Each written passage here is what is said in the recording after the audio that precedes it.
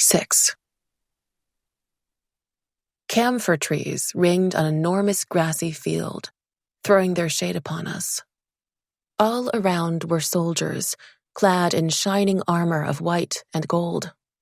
Commanders shouted instructions to their troops, some fighting with swords, others with red-tasseled spears. On a raised wooden platform, rows of soldiers followed the steps of an instructor.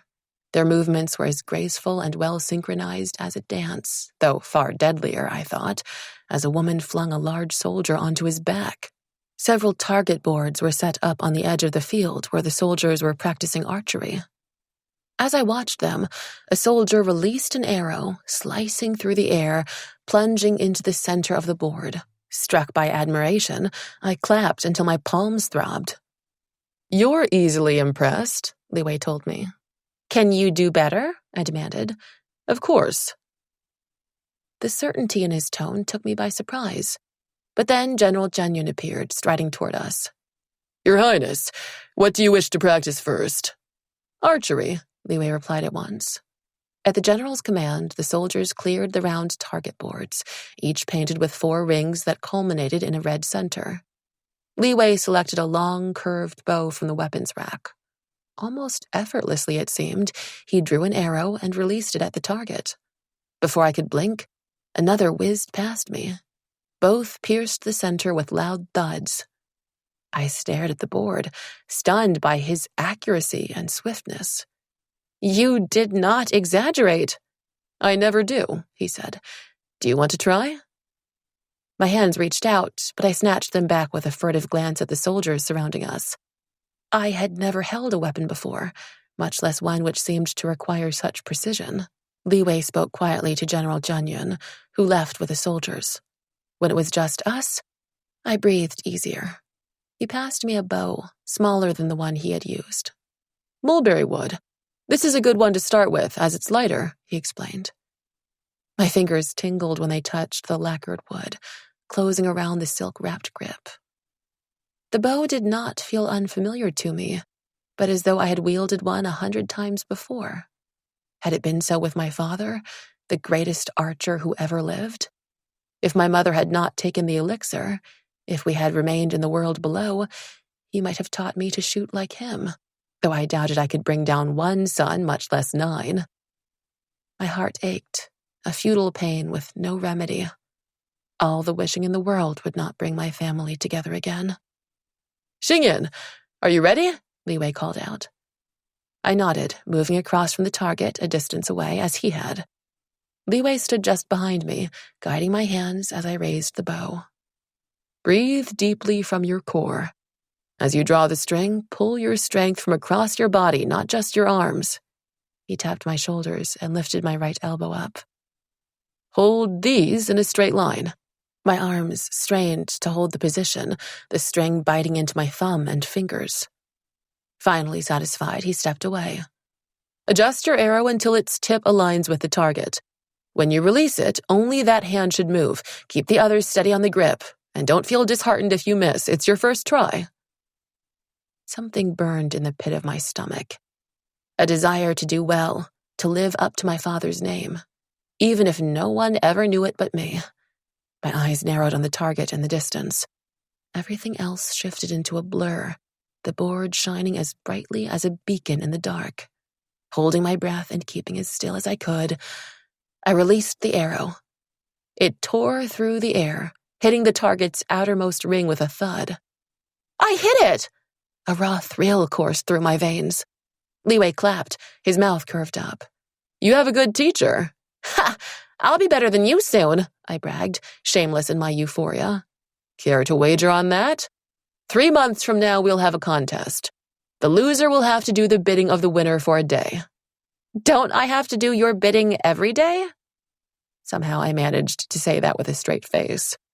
"Without complaint, without argument, without hesitation," he added after a moment's deliberation. "But within reason," I countered, the bow in my grip giving me a newfound confidence. And I could not back down now. He would tease me mercilessly. "Agreed." His grin widened. "Are you afraid of what I might order you to do?" "Far from it," I told him with an equally broad smile. I'll enjoy ordering your highness around. You haven't won yet, he reminded me, before heading toward the soldiers practicing with swords. Neither have you, I muttered to myself. I decided to remain by the archery boards. My fingers itched to hold the bow again, to feel the raw exhilaration as the arrow sprang free, the satisfaction when it struck true. Plucking another, I drew it through the bow, trying to recall Li-Wei's instructions. You shouldn't have taken that wager. His Highness is an excellent shot, someone remarked from behind me. My concentration broke, my body jerked. The arrow flew wide of the target. I spun around to find a celestial soldier watching me. She was striking, with light brown skin and a smattering of freckles across her nose, her eyes slightly upturned at the corners. Her full lips were twisted into a grimace as she inspected my arrow, buried unceremoniously in the dirt. Yes, you definitely should not have accepted that wager, she repeated. Was this another Jia concealing malice beneath a veneer of civility? My nod was cool, dismissive even. Thank you for your concern. I'll be fine. I thought she would leave, but she folded her arms across her body. Did she intend to watch? Maybe hoping I would humiliate myself? I turned my back to her, wishing she would go. Drawing another arrow, I released it. It struck the board, quivering from the ring closest to the center. More likely through fortunate coincidence than my untrained abilities, but I couldn't resist saying, Maybe His Highness is the one who shouldn't have accepted. Not bad for your third try. Her compliment took me by surprise. More so when she wrapped her hand over her fist, inclining her head to me. I'm Shu Xiao. My mind went blank. I was unused to such civility. In the Golden Lotus Mansion, I had never been accorded such courtesy. While here, it was Li-Wei upon whom all attention was fixed. She tilted her head to one side, perhaps wondering at the awkward silence. Hastily, I returned her greeting.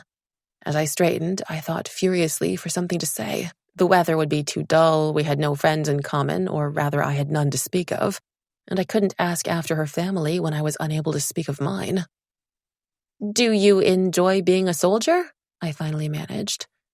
Who wouldn't? She said with a straight face. It's marvelous being ordered around most of the time, treated like you don't have a brain for the rest of it, getting thrashed during training and feeling lucky when you don't wind up dead from an assignment. I recoiled. It sounds dreadful. I haven't told you the best part. Do you see what we have to wear? She poked at her armor. It's heavier than it looks, if that's possible, and when we walk, we clank like pots and pans. It's a good thing we are taught to conceal the sound from our enemies. Why do you do it? I couldn't help asking. She shrugged. Who wouldn't want to serve the celestial emperor and our kingdom? Was that catch in her voice earnestness or sarcasm? I couldn't tell, and decided it would be wisest to remain silent as she selected a bow from the rack. I heard you study with His Highness. Do your parents serve at court?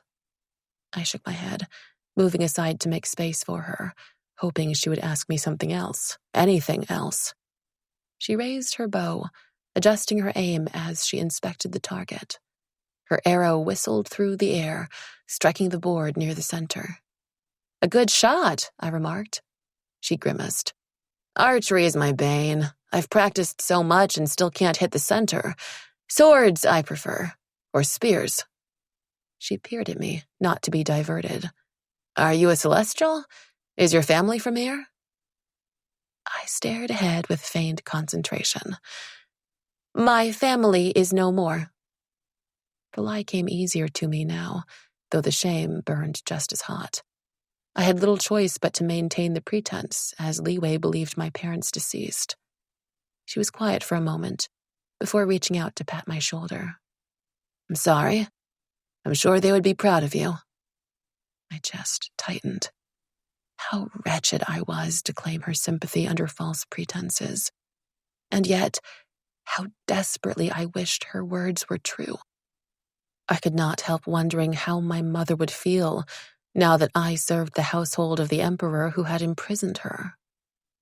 The courtiers were grumbling about a nobody winning the position with Prince Li-Wei, she added. Highest compliment, in my opinion. How did you do it? Luck, I said with a flippancy I did not feel, irked at the same time. I would not be a nobody forever. They would know my name one day and those of my parents. Where is your family? I tried to shift the conversation away from me. We're Celestials, but my parents don't serve at court. My father claims it's too dangerous, fractious with everyone scrambling for favor. He prefers a quiet existence. She wrinkled her nose, adding, although with 6 children, our home is anything but peaceful. 6? I gasped. It's not as horrible or wonderful as you might think. When we get along, my brothers and sisters are the best friends in the world. But when we fight, she shuddered, her features twisting into an expression of horror. Perhaps your father should have escaped to the celestial court after all, I told her. A wide smile stretched across her face. My mother wouldn't let him. For the rest of the afternoon, we practiced together. The youngest of her sizable family, Shu Xiao had been surrounded by companions since birth. She possessed a vitality about her, an ease of manner which drew others close. Many soldiers called out or waved to her as they passed by. Some included me in their greeting, believing Shu Xiao and I were friends. And indeed, after today, we were. By the end of the day, my fingers were sore and blistered. My arms ached and my back hurt. I had not touched a sword or uttered a whisper of magic. Nevertheless, as we left the field, I could not wait to come back. In Li Wei's room, I set out the books for our lessons tomorrow. When he returned from his bath, he wore just a short white robe draped over loose-fitting black pants. His long hair, still damp, hung down his back. I expected to be dismissed, but he sat down at the table and looked at me expectantly. Which song will you play? His earlier request had flown out of my mind. I was tired, my sore limbs longing for bed, but I sat beside him and took out my flute. A lilting melody rippled through the air, of spring awakening, the rivers thawing and flowing with life once more. When I finished, I laid the flute down.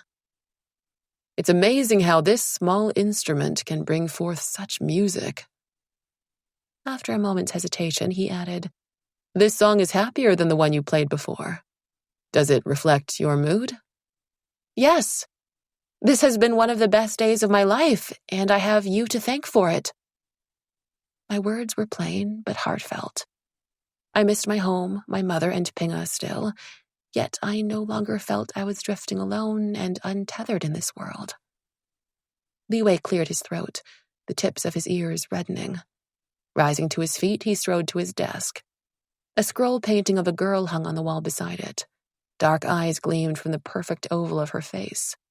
She sat beneath clusters of blooming wisteria, holding a bamboo embroidery frame. Who is she? I asked. He stared at it in silence for a moment. She used to live in the courtyard near mine. When I was a child, I visited her often.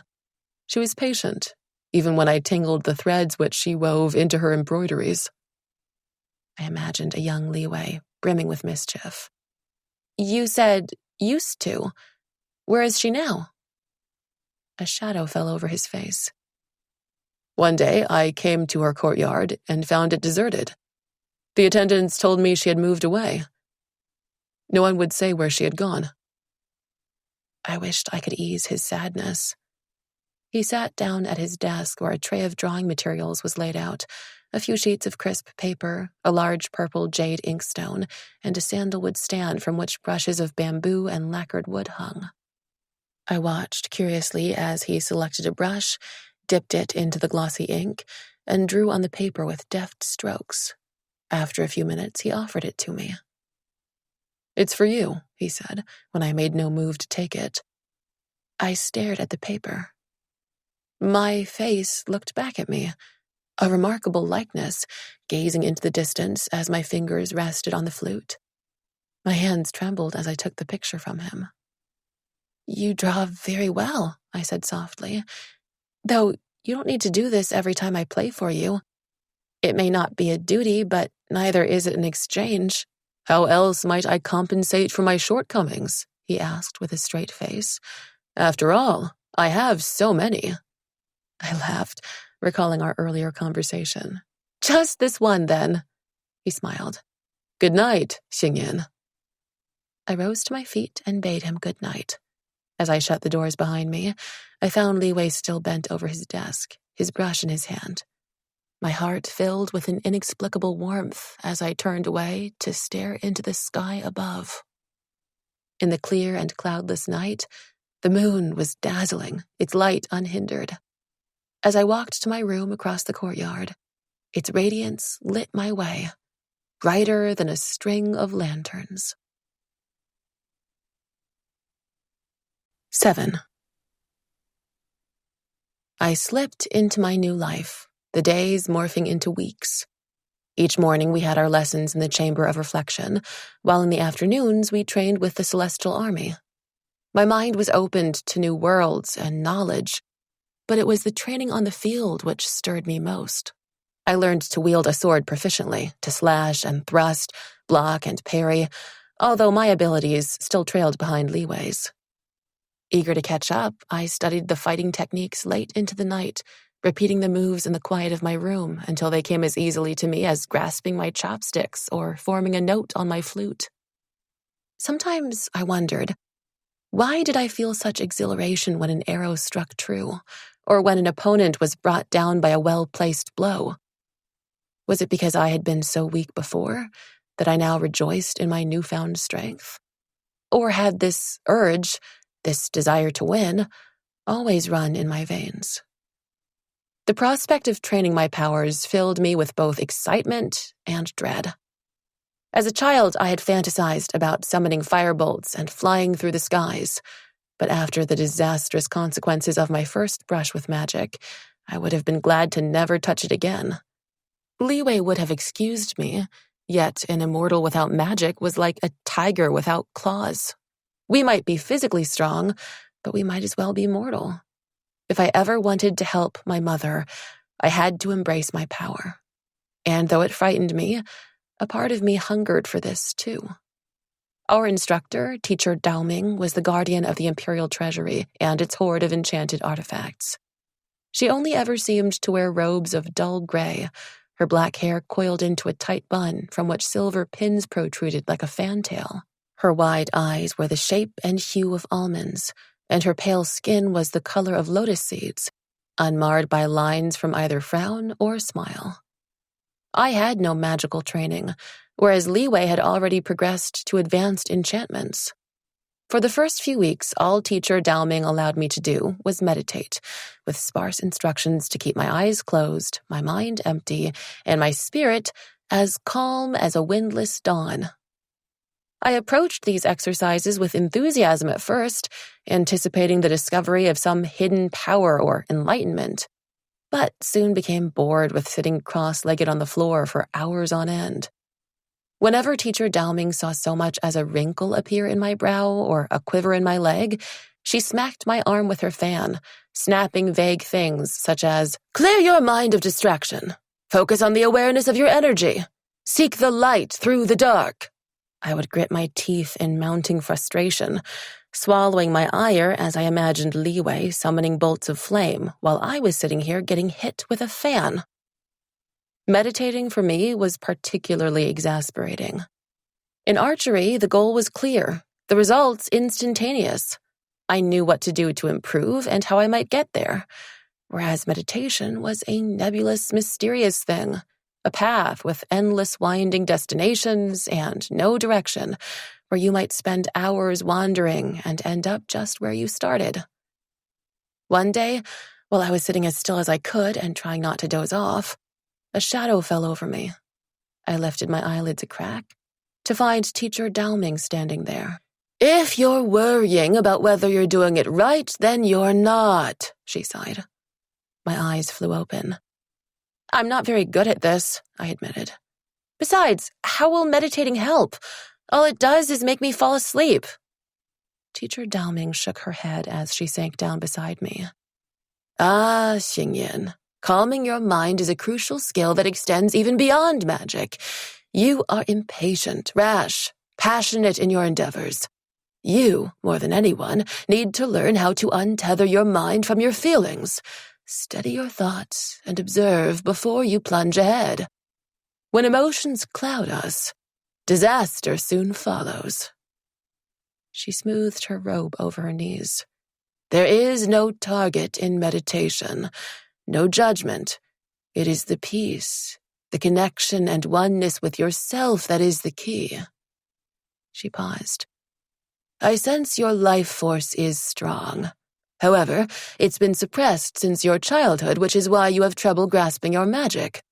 It was crudely done and would never have worked had you been older and trained properly. Meditation will help break the seal on your life force to unleash your abilities, but only if you let it." I stared at Teacher Dowming, my mind whirling. My mother had not wished my magic to strengthen. She and Pinga must have done what they could to shroud my powers and conceal my existence. I bit my lip, clenching down hard. My mother wanted a quiet life for me, a happy one. After her decades of heartache and terror, she must have thought peace was the best gift she could give me.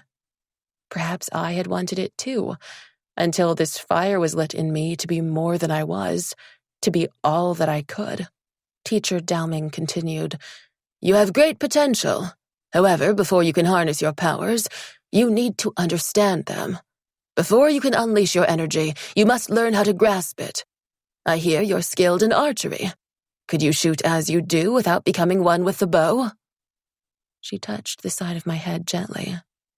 "Some knowledge beats in our hearts, while others are learned by the body and mind." Her words echoed those of my mother, a lesson I should have learned long before. Because some things came easily to me, I grew impatient at those which did not. A wave of emotions swelled in me. Shame at my conduct, gratitude for her patience. I shifted to my knees and stretched out my cupped hands, bowing low. "Teacher Dowming, I ask your forgiveness. I was impatient and resentful, arrogant in thinking I knew better.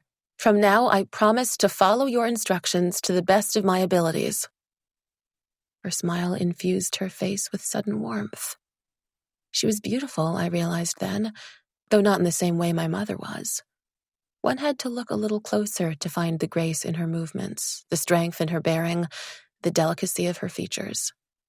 Hers was a quieter beauty, but no less luminous once it was uncovered. "I'm glad to hear that. My fan is getting worn out." Without another word, she rose and walked away. I choked back a laugh, even as I instinctively rubbed my arm. Perhaps Teacher Dowming was not as intimidating as I had thought. And perhaps I might not be as terrible a student as I had feared. My progress was quicker now that I no longer resisted the lessons. Still, it took weeks more before I gained sufficient skill in meditation to advance to using my powers, what I had both craved and dreaded since leaving my home. According to Teacher Dowming, the lights I glimpsed swirling through me was my spiritual energy. While casting enchantments drained us of it, as water trickling from a bucket, it could be replenished through rest and meditation. Without this, our bodies would be no different from a mortal's, and our lives as frail as theirs. "Never drain your energy, Xingyin," she cautioned me. "Why?" "Trying to draw more than you possess will leave you unable to sustain your life force, which is the core of your powers, the source of your energy." She spoke slowly, holding my gaze to ensure I was paying attention. "That is death to an immortal." Cold sweat broke out over my palms. I had always thought learning to use my magic meant I would be strong. Fear, a distant thing of the past. Never did it occur to me that there would also be danger in using it. "How does that happen?" I asked. "Trying to cast too powerful an enchantment, trying to sustain one for too long, or trying to undo something you can't." My thoughts flew to my mother and the spell which bound her. "Are some enchantments unbreakable?" "All enchantments can be broken if you know how. If you're strong enough, if you're the right person to do it," she said. "You don't want to end up hurling your power into a void and getting too caught up to stop." I released a drawn-out breath. It was possible. That was what mattered. As for how, I would figure out later. In the beginning, I was unable to cast even the simplest enchantment, the lights still eluding my grasp. Yet, as the weeks passed, I edged closer until I sensed a stirring deep within, like an unfinished chord on the cusp of harmony. One evening, while Liwei was having his bath, I found his tea had gone cold. While he would not have cared, it was a cool night, ideal for a warm drink. Closing my eyes, I searched inward for my energy, silver bright, glittering as stardust. It flickered as I reached out, struggling against that unseen force tugging me back. Sweat broke out over my brow, my fists clenching under the strain, but I shoved through, snapping the hidden restraint to grasp the lights. For a moment, they wriggled in my hold like the slippery scales of a fish unwilling to be caught, but then something shifted deep within, imbuing me with a sense of oneness, as though I had finally connected to some vital part of me. My skin tingled like I had been doused in ice water. This was no accident. The lights stilled, yielding to my command, as a stream of glowing energy surged from my fingertips toward the teapot. Steam curled from the spout, the water roiling with heat. I laughed, giddy with the success of my first enchantment. Under Teacher Dowming's guidance, I learned to coax a breeze from the air, freeze raindrops to ice, raise protection shields, and, yes, even summon the bolts of flame I had dreamed of. Many immortals chose not to exert their powers for mundane things that could easily be done without. Yet, in those early days, I practiced whenever I could, no task too small nor tiresome. Once I unthinkingly summoned a hairpin, which plunged into Liwei's topknot with more force than intended. His head jerked back, a startled breath hissing from him, though he smiled as he glanced my way. No longer was I fumbling in the dark to grasp a sliver of light. My energy darted readily into my grasp, my magic flowing unbound. Several months into my training, Teacher Dowming brought me to the lush garden just beyond the Chamber of Reflection. It was a windless morning, the lake as still as a mirror. As she raised her hand, 5 luminous spheres formed in the air. Tongues of flame leapt in one, translucent water lapped in the other. The third contained a chunk of coppery earth, and a hazy mist swirled in the fourth. Fire, water, earth, air, the 4 elemental talents of magic that I recalled from her previous lessons. I peered at the last globe, glowing a rich crimson. "What is this?" "Life magic, to heal the body's wounds and ailments. One of the intrinsic talents." She stiffened a little, her lips pressing into thin lines. "One of them? What are the others?" She fixed me with a hard stare, ignoring my question. "Xingyin, which is the strongest of the elemental talents?" I passed my palm over the spheres, the heat mingling with the coolness from the different energies. Fragments of lessons flashed across my mind. Earth might douse fire, but fire could scorch earth. Air might fan a flame or extinguish it. My thoughts wound together into a maze of contradictions. "It depends on the strength of the talents pitted against each other," I finally answered. Her brows snapped into a frown. "That is half an answer." I lowered my head, wishing I had listened more attentively in her class. She continued, "Each talent has its own strengths and weaknesses. All 4 can be equally powerful. What matters most is the strength of the casters, their life force, which determines how much energy is at their disposal, and the skill with which they wield it." As she passed her palm over the first 2 orbs, fire leapt high, engulfing the sphere of water. In the next moment, water surged to drown the flames. "Those strong enough to specialize first need to discover their talent. Most immortals are drawn to 1, maybe 2. Prince Liwei's fire and life magic are his strongest, while our emperor is one of the few accomplished across the talents, even able to channel sky fire." "Skyfire?" I repeated. It was the first I had heard of it. "Lightning, as wielded by immortals. A rare and powerful magic. Not an element in itself, rather a unique convergence of one's magic." With a flick of her finger, the flames rekindled. For some, their talent is innate. For most of us, it stems from our natural environment, perhaps because we unconsciously absorb the energy from our surroundings. Those living in the forests and mountains are more skilled in the arts of earth and air. Phoenix immortals are adept in fire magic, and sea immortals cast the most powerful water enchantments. The talents of celestials have always varied across the elements. She turned to me with a grave expression. Which is yours? A thrill raced through me. Teacher Dowming believed I was strong enough to advance. Most immortals possessed enough magic to cast a repertoire of minor enchantments across the talents, lighting fires, healing minor injuries, calling a shower of rain. However, true power lay in the mastery of a talent, and for that, one needed a sufficiently strong life force. It was said that some advanced enchantments were so powerful, they could drain a weaker immortal's energy with a single casting. Following her instruction, I reached toward the glowing orbs and released my energy in a cloud of gleaming silver. The earth, air, and life spheres died out at once.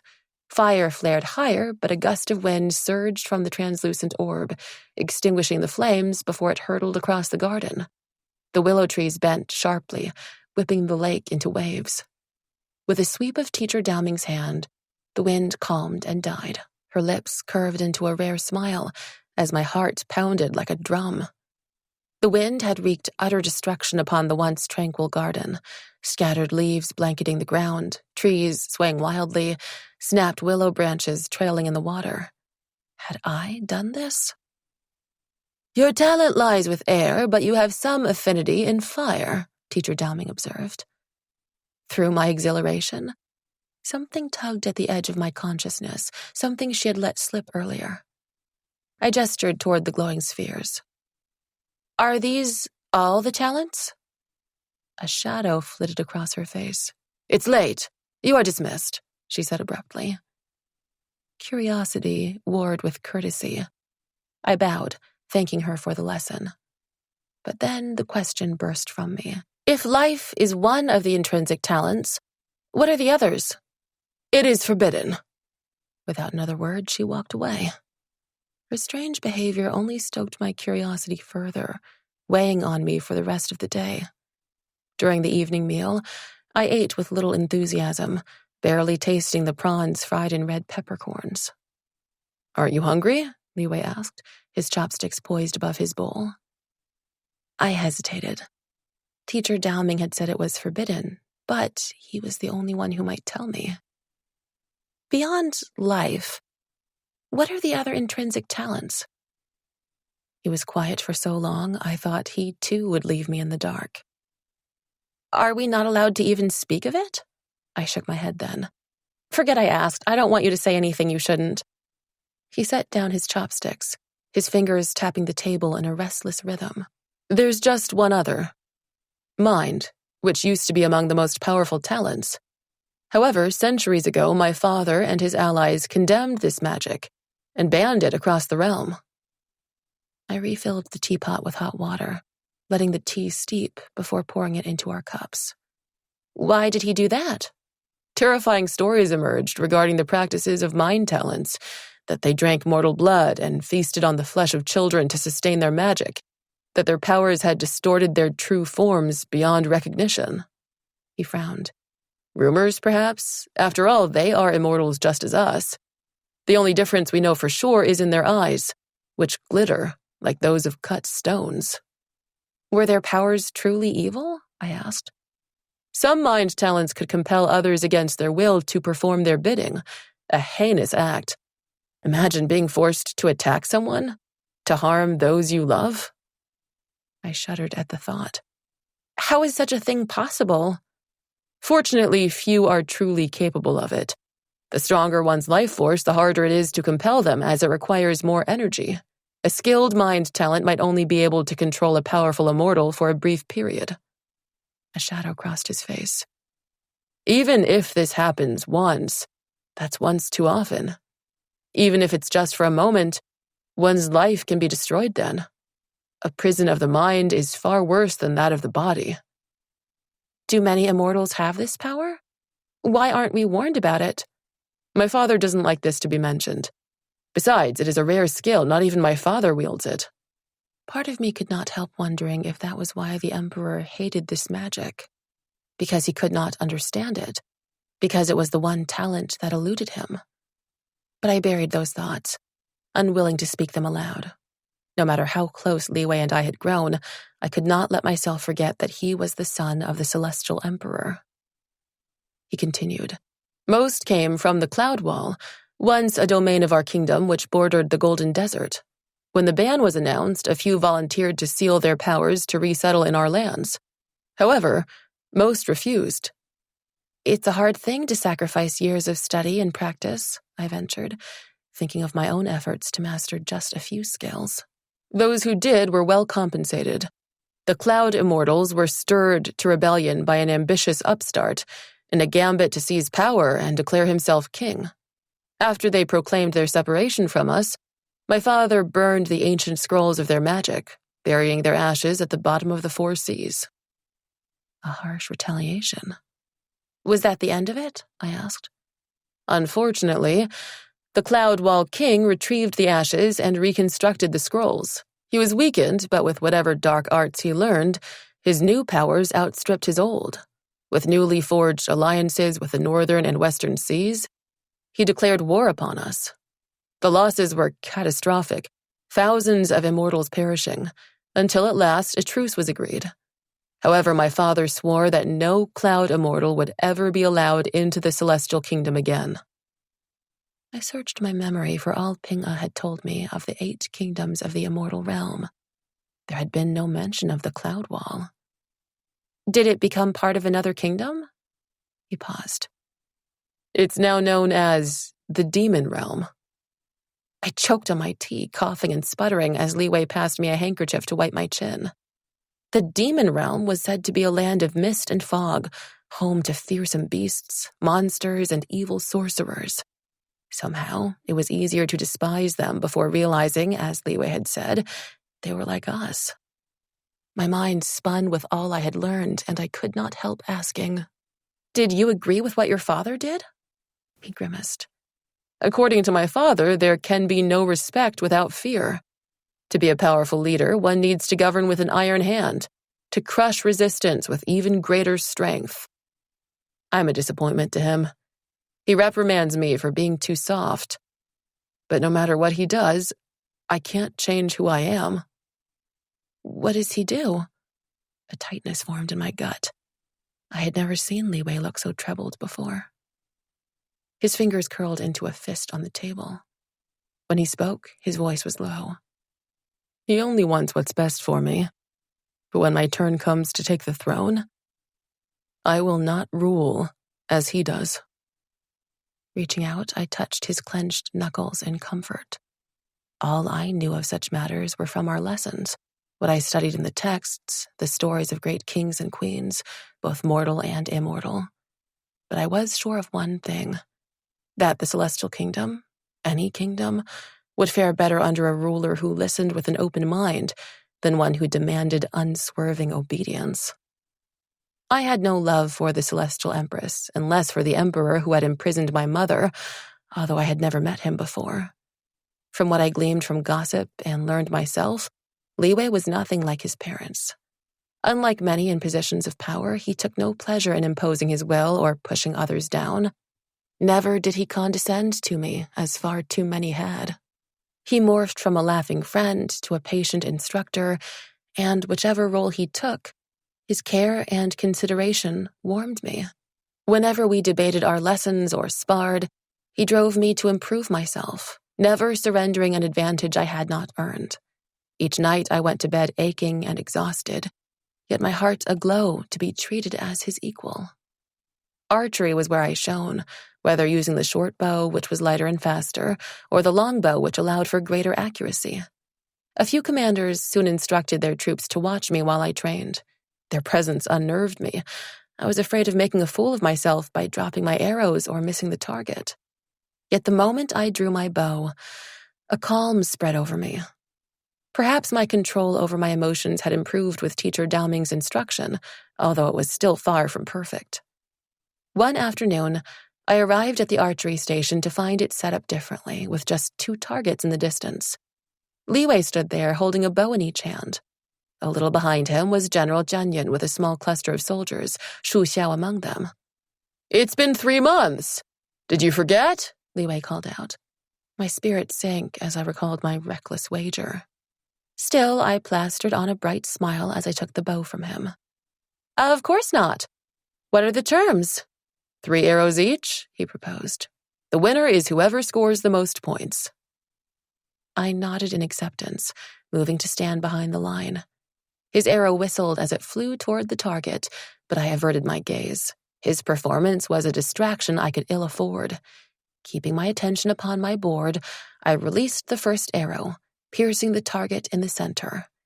The second followed in its trail into the crimson eye of the board, and my last arrow split the former right down its middle. Having scored 3 perfect strikes, my confidence swelled, until I saw Li Wei's board, a mirror of my own. General Jianyan frowned, unable to decide the victor. Striding to the weapons rack, he pulled out a clay disc, no bigger than my fist. "Our advanced archers use this to practice their skills. When the disc is released, it will soar away. The first person who shoots it down will be the winner." I groaned inwardly. I did not have much experience with moving targets. "Perhaps this is too difficult for Xingyin," Li Wei said. Pride got the better of me.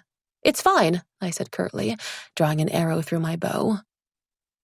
General Jianyan threw the disc high. It shot through the air, faster than anticipated. I blinked, half a heartbeat of hesitation, my arrow already hurtling toward the soaring disc, as Li Wei's gold-feathered arrow shattered the clay. I fought down my dismay. It had been a fair match. "You win," I conceded. "I'll collect tomorrow." He flashed a grin at me, which raised my hackles. "Another month or 2, I wouldn't be able to beat you. Time your battles better next time." As he strode away, I glowered at his retreating back, no longer caring about the dignity of losing with grace. Shu Xiao clapped me on my shoulder. "It was close. For a moment, I thought you had him, but those flying targets are tricky. I miss mine half the time." "Close is not good enough." She pulled a face. "You're too hard on yourself. He beat you today, but you've only been training for a few months." A little cheered by her words, I turned to General Jianyan.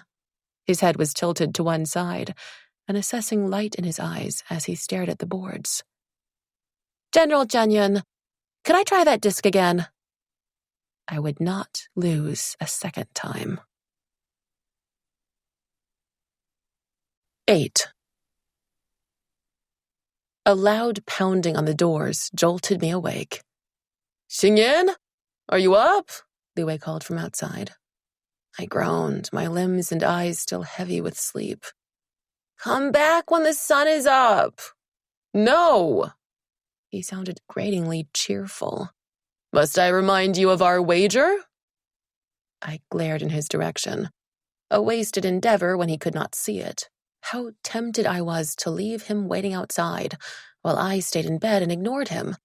But that would be both petulant and pointless. More than the fact he was the crown prince, I had given my word. Kicking aside the covers, I dragged myself up and washed my face with cold water, too tired to even heat it, before throwing on a silk robe and gathering my hair into a low knot. When I stepped out, I found Li Wei leaning by the wall, tapping his foot impatiently. He had dressed simply in plain gray brocade, his hair tied up with a black ribbon. It was dark outside, except for the glowing rosewood lanterns. Not even the kitchen attendants had risen yet to prepare the morning meal. "Where are we going?" I asked as we hurried through the courtyard. "Outside the palace. We don't have lessons this morning, as our teachers will attend court for an audience with my father. Even General Jianyan has released us today because of Captain Wenzhi's return from battle." My ears pricked up. Captain Wenzhi was one of the youngest and most celebrated warriors in the Celestial Kingdom. The soldiers spoke of his accomplishments and his skill with the sword and bow with such reverence, my curiosity had been roused. Unfortunately, he was often away on assignment, to the dismay of his many admirers, and when he returned, it was never for long. I had hoped to meet him myself on the training field, and part of me was a little disappointed to miss this chance. Yet a thrill coursed through me at the thought of leaving the palace as I followed Liwei to a deserted courtyard ringed by a thick stone wall. A pulse of his energy glided over my skin, as warm as a sun-drenched breeze. "I'm disguising our auras," he explained. "Otherwise, the guards will sense me leaving." From Liwei's furtive behavior, this was not an official outing. Little wonder that we did not head to the main entrance, as he was not permitted outside without the customary troop of guards and attendants. Only after he assumed his court duties could he come and go as he pleased. Struck by curiosity, I asked, "What's my aura like? I can sense yours, those around me, just not my own." He gazed at me intently as I tensed with anticipation. "Rain," he said finally. "Rain?" I repeated, feeling like a bubble pricked. It sounded dismal and dull, not exciting in the least. "A silver storm. Fierce, relentless, untamed." An unexpected warmth kindled in me at his words. He grinned. "Do you like that explanation?" My brief pleasure was abruptly doused. "Only if you mean it." "I mean everything I say. Maybe that's why I displease my father so." He sounded somber now, his teasing manner gone. Trying to lighten his mood again, I asked, "Will whatever you're doing help us walk through the wall, too?" "Of course not. Just be patient." His eyes narrowed in concentration as the air around us shimmered once more.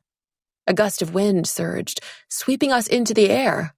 My heart plunged, my stomach turning over as we were tossed over the wall and set back down again at the edge of a large forest. I staggered, clutching onto a tree. My breaths came short and fast. The sensation of nothingness, of falling through the air, brought unwelcome memories crashing down. The terror of the moment when I had leapt from Pinga's cloud. Liwei stared at me. "You're shaking. What's wrong?" Unable to speak, I crouched on the ground, pressing my forehead to my arms. He had been hurrying me all morning, yet now he sat beside me in companionable silence. His arms slid across my shoulders, drawing me to him. I inhaled deeply, catching his scent like spring grass, fresh with a tinge of sweetness. Slowly, his heat seeped into my trembling body until I was steady once more. Conscious of his nearness, I shifted away, clasping my hands around my knees and trying not to think how cold I felt without his touch. "I'm fine. We don't need to sit here anymore," I said. "What happened?" he asked gently. I don't like falling." A sliver of the truth, barely scraping its surface. Footsteps thudded against the ground, growing louder. Guards patrolling the area? Taking my hand, Liwei helped me up and we sprinted into the forest. "Was this how you got out the first time I met you?" I asked as we ran. After the months of training, I found it easy to keep pace with him. "Yes, I was curious about my companion. I would be spending a lot of time with this person, and I wanted to make sure he or she wasn't annoying, awful, or dull. I'd already visited 6 houses before the Golden Lotus Mansion." "Why did you hold the competition?" I wanted to know. "Friends, real ones, are hard to come by in the Jade Palace." His blunt admission took me by surprise. Countless courtiers and nobles vied for his attention. Part of my duties included sifting through the gifts and invitations which streamed into the courtyard of eternal tranquility each day.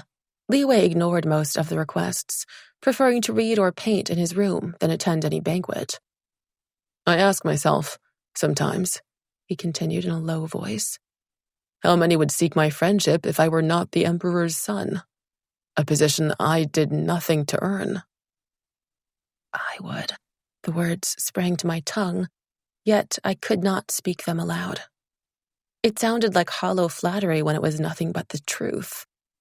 How many times did I wish he were not the son of the Celestial Emperor, and that I did not have to lie about who I was to keep my loved ones safe. With the contest, I hoped to meet someone new, untainted by ambition or greed. My mother thwarted me with her conditions, but fortunately, I met you. It was the first time he told me why he had aided my participation. I thought you helped me because you pitied me, I admitted with a pang of shame. I had not deserved his sympathy, not when I misled him into thinking my family was dead. Yet how could I have corrected him without more lies? A smile lit his face. I helped you because I liked you. You speak your mind, you take pride in yourself. You're honest in what you want and fearless in reaching for it. You don't pretend to be someone else around me. And while you didn't know who I was then, that holds true even now. Guilt doused the glow in my chest. I found myself unable to hold his stare. I was pretending. I had been right from the start. I was myself, and yet I was not who he thought I was. He continued, oblivious to my unease. When I'm with you, I feel you see me for who I am, not the crown or the kingdom, not the favors I can extend or withhold. He sighed then with exaggerated heaviness. Little did I know what I got myself into. Every night I fall asleep, worn out from your attacks, your insults ringing between my ears. Nothing you didn't deserve or ask for, I retorted. Might I remind you that you're the one who insists on sparring with me day and night? I ignored the hand he extended to me, glaring at him instead. Li Wei cleared his throat meaningfully. And might I remind you, you're not honoring the terms of our bet right now. Swallowing several choice insults, I took his hand. When his strong fingers closed around mine, I tried to quell the unexpected leap in my pulse. We strolled through the forest, only halting at the sound of voices. The air hummed as though alive, with the mingled auras of immortals. We're here. He pulled me through the trees into a large clearing. Dozens of stalls were packed together, coiling into a large spiral like the whorl of a shell. They were crafted from lacquered wood in red and black, blue and yellow, with painted signs displayed on the top. Mouth-watering smells of unfamiliar and tempting foods laced the air, and there was an undercurrent of excitement among the crowd already browsing at this early hour. What is this place? I breathed in a tone of wonder. He seemed pleased by my reaction. This market is held once every 5 years. It appears at dawn and ends by noon. Immortals come from all over to trade possessions, magical items, or rare delicacies. As we strode deeper into the clearing, heads swung toward Li Wei like flowers to the sun. Even without his regal attire, his bearing and looks commanded attention. When he paid them no regard, their eyes slid to me, narrowed with speculation, widened in surprise. We were an incongruous pair.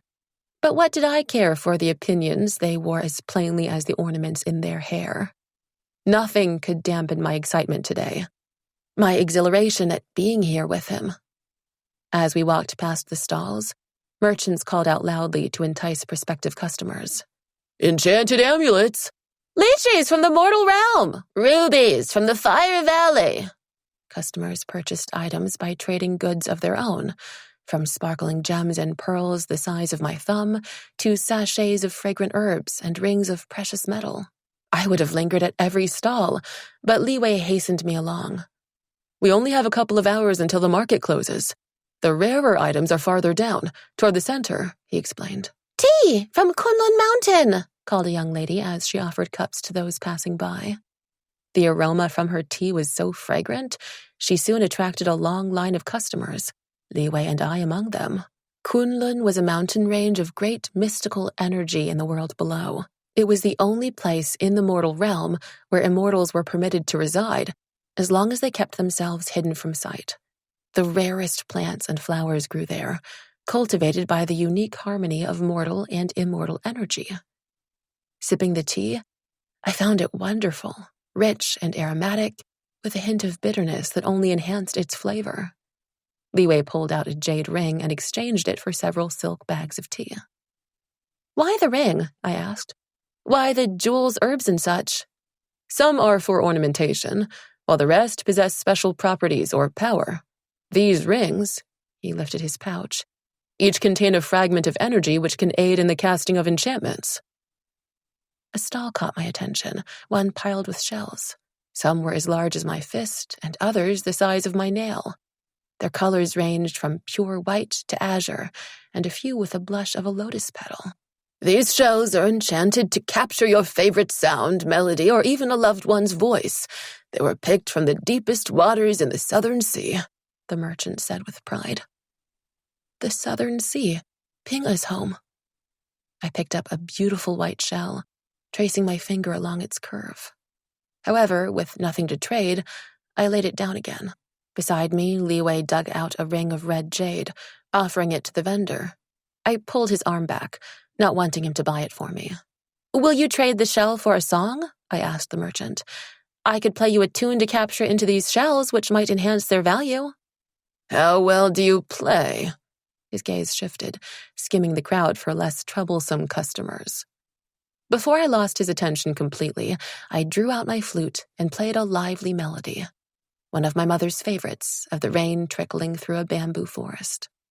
When the song finished, I was startled to find a small group of people around me, some holding out a colored stone or a silver ring. Before I could refuse, the shell vendor swooped in and took all the items. With deft hands, he wrapped up the white shell I wanted, placing it into my palm along with half the items I had earned. The rest he dropped into his own pouch. "A pleasure doing business with you," the merchant said, winking at me. My mouth fell open as Li Wei clapped me on my back. "You should set up a stall here next time," he suggested, in an amused tone. I grinned. "And what would you do? Sit beside me and sell your paintings?" He tilted his head to one side, his eyes bright. "Perhaps. We could travel the realm, stopping where we choose and leaving when we grow bored. It would be a good life." "Yes, it would." The words leapt out before I could stifle them. "Impossible," a voice whispered in my mind, telling me nothing I did not know. The celestial crown prince was not destined for such a life, unfettered by responsibility or duty. And how would such aimless wanderings help my mother? How could I leave her, alone and trapped, while I indulged my selfish impulses? A pulse of silence beat through us, the air thick with sudden tension.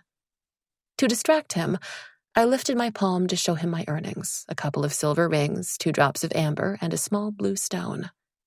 "Let's find some breakfast," I said, pretending our earlier words had been forgotten.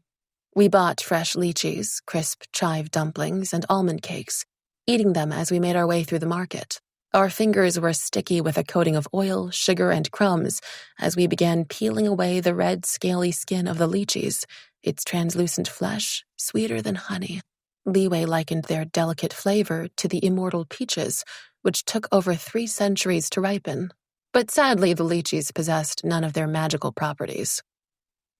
It was almost midday when we reached the end of the marketplace, the very center of the spiral of stalls. The last one was crafted from black lacquered wood, with a small sign that read, "Precious Ornaments." Its owner sat serenely among her wares, not calling out or waving to the customers. Her trays were crammed with carved pieces of jasper and jade, carnelian and turquoise, which could be fastened to one's waist. Li Wei picked up 2 exquisite ornaments of white jade carved into endless knots, a symbol of longevity and luck. Above them gleamed a clear gemstone shaped as a tear, and from its base hung a tassel of azure silk. Observing his interest, the seller drew closer. "Young lord, you have excellent taste. Those are sky-drop tassels. Ask a loved one or dear friend to channel a little of their energy into it. When the stone is clear, they are safe and well.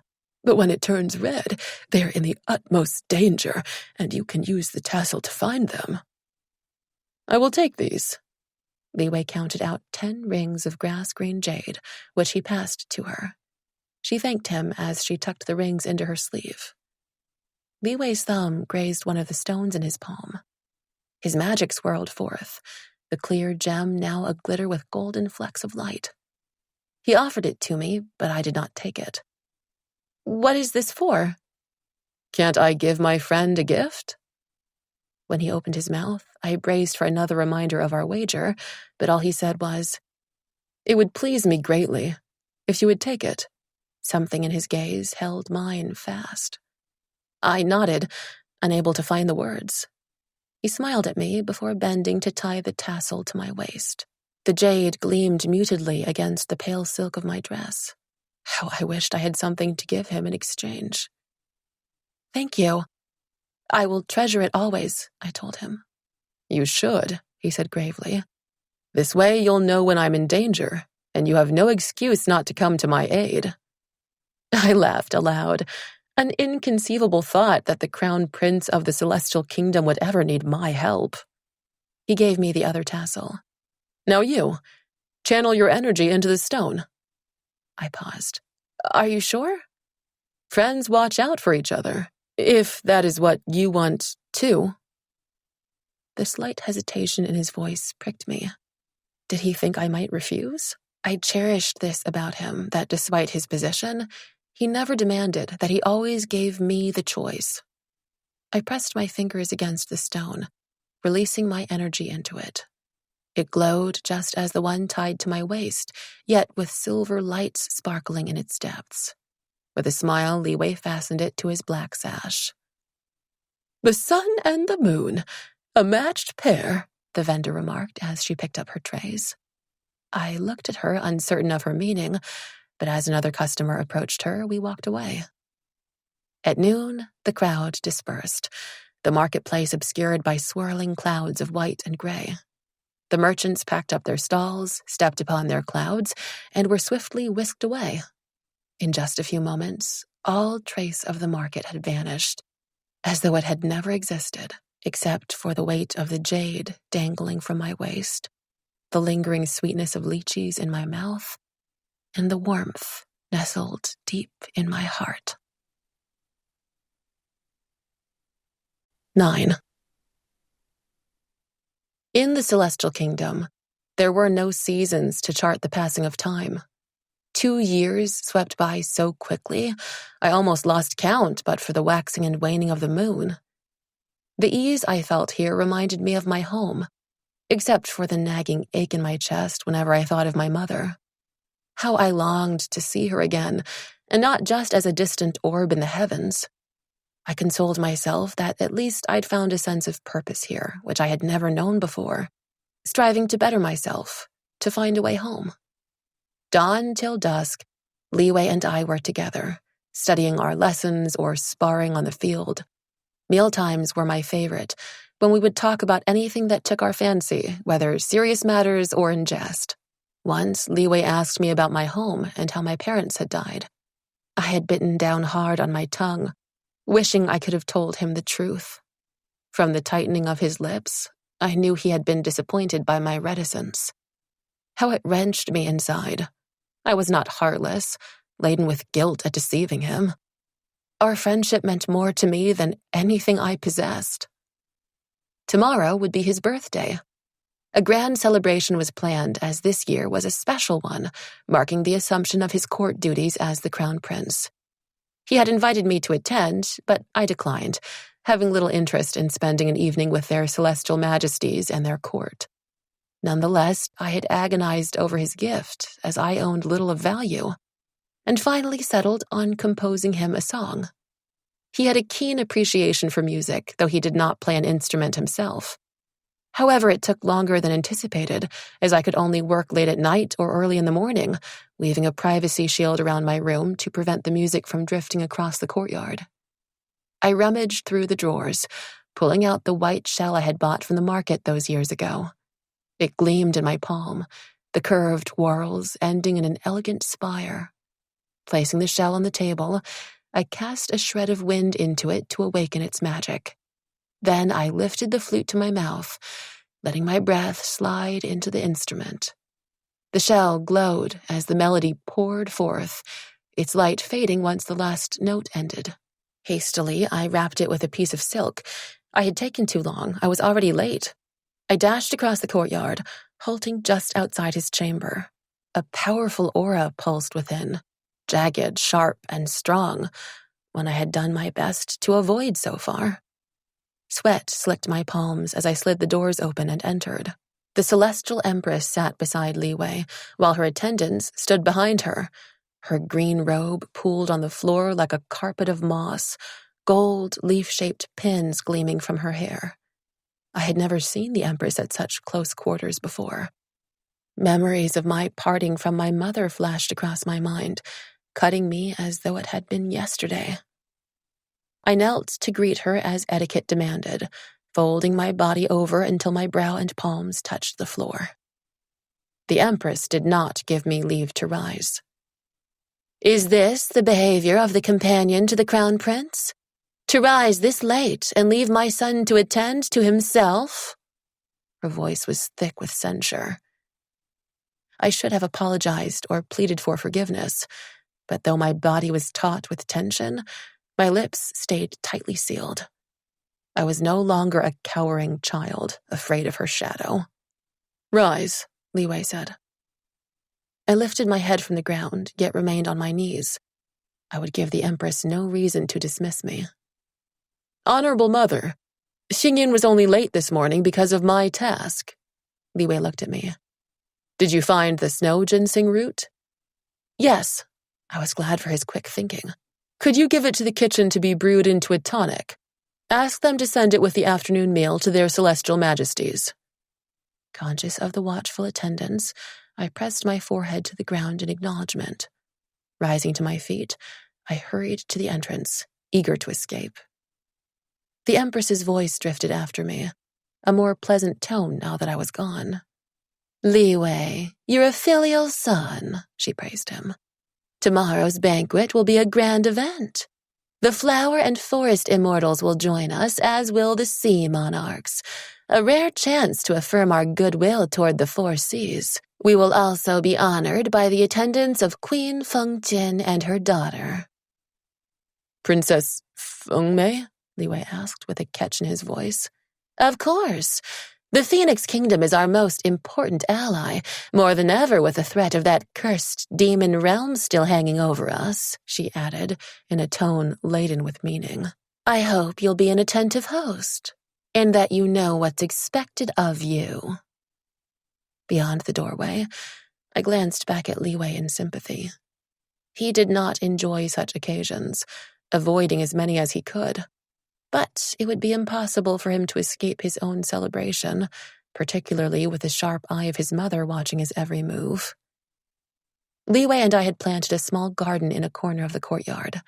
Grabbing a shovel, I dug up the snow ginseng root, grown from a seed just a month ago. While it usually took years to cultivate ginseng, Li Wei's enchantment helped the plants mature faster. Admiring the perfectly formed root, its flesh so white that it was almost translucent, I deemed it a worthwhile sacrifice to save my hide. In the bustling kitchen, I found Minyi, whom I had grown to know well. After passing her the ginseng, I decided to wait while she prepared our food. She scrutinized me, her nose wrinkling. "Xingyan, you're so pale. Are you eating enough?" "I was late this morning, and Her Celestial Majesty scolded me," I told her. She sighed in commiseration. The Empress was much feared for her temper, fierce, malicious, so easily roused, and few were spared it. "Our Empress has too much fire in her. Those from the Phoenix Kingdom have such hot tempers," she remarked. "Phoenix Kingdom? Isn't she a celestial?" She shook her head, casting a furtive look around. Minyi was privy to the stories and gossip from the many attendants who visited the kitchen. It was a simple matter to trade a delicacy for the latest news, and in the evenings, a cup of wine loosened even the stiffest tongues. And the one thing she loved more than collecting gossip was sharing it with her friends. Before she wed the Emperor, Her Celestial Majesty was a princess of the Phoenix Kingdom.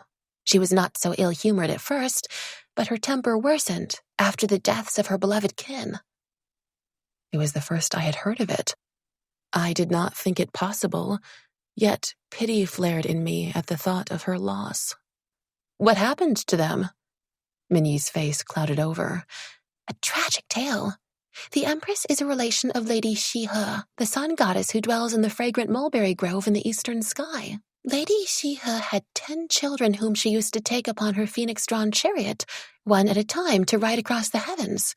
Her children were powerful creatures of pure light and heat, revered as the sun in the mortal world." I went cold inside. 10 children? 10 sons? The kin of the Celestial Empress? Minyi stirred a simmering pot of noodles, thankfully oblivious to my mounting distress. The phoenixes are a close relation of the three-legged sunbirds. Sunbirds. The word seared me. What happened? I choked out. Many years ago, Lady Shiho was gravely injured. To aid her, the Empress sent a trusted general to the fragrant mulberry grove to drive the chariot on her behalf. Only one sunbird was permitted to join him, but they disobeyed, all 10 leaping into the chariot at once and flying away before the general could stop them. The sunbirds did not wish to return, soaring through the skies night and day. Minyi paused for a moment. It was a terrible time of blinding light and blistering heat. The mortals suffered most, their fragile world scorched to the brink of destruction. She continued. The celestial emperor sent messengers to reprimand the sunbirds, but they ignored them all.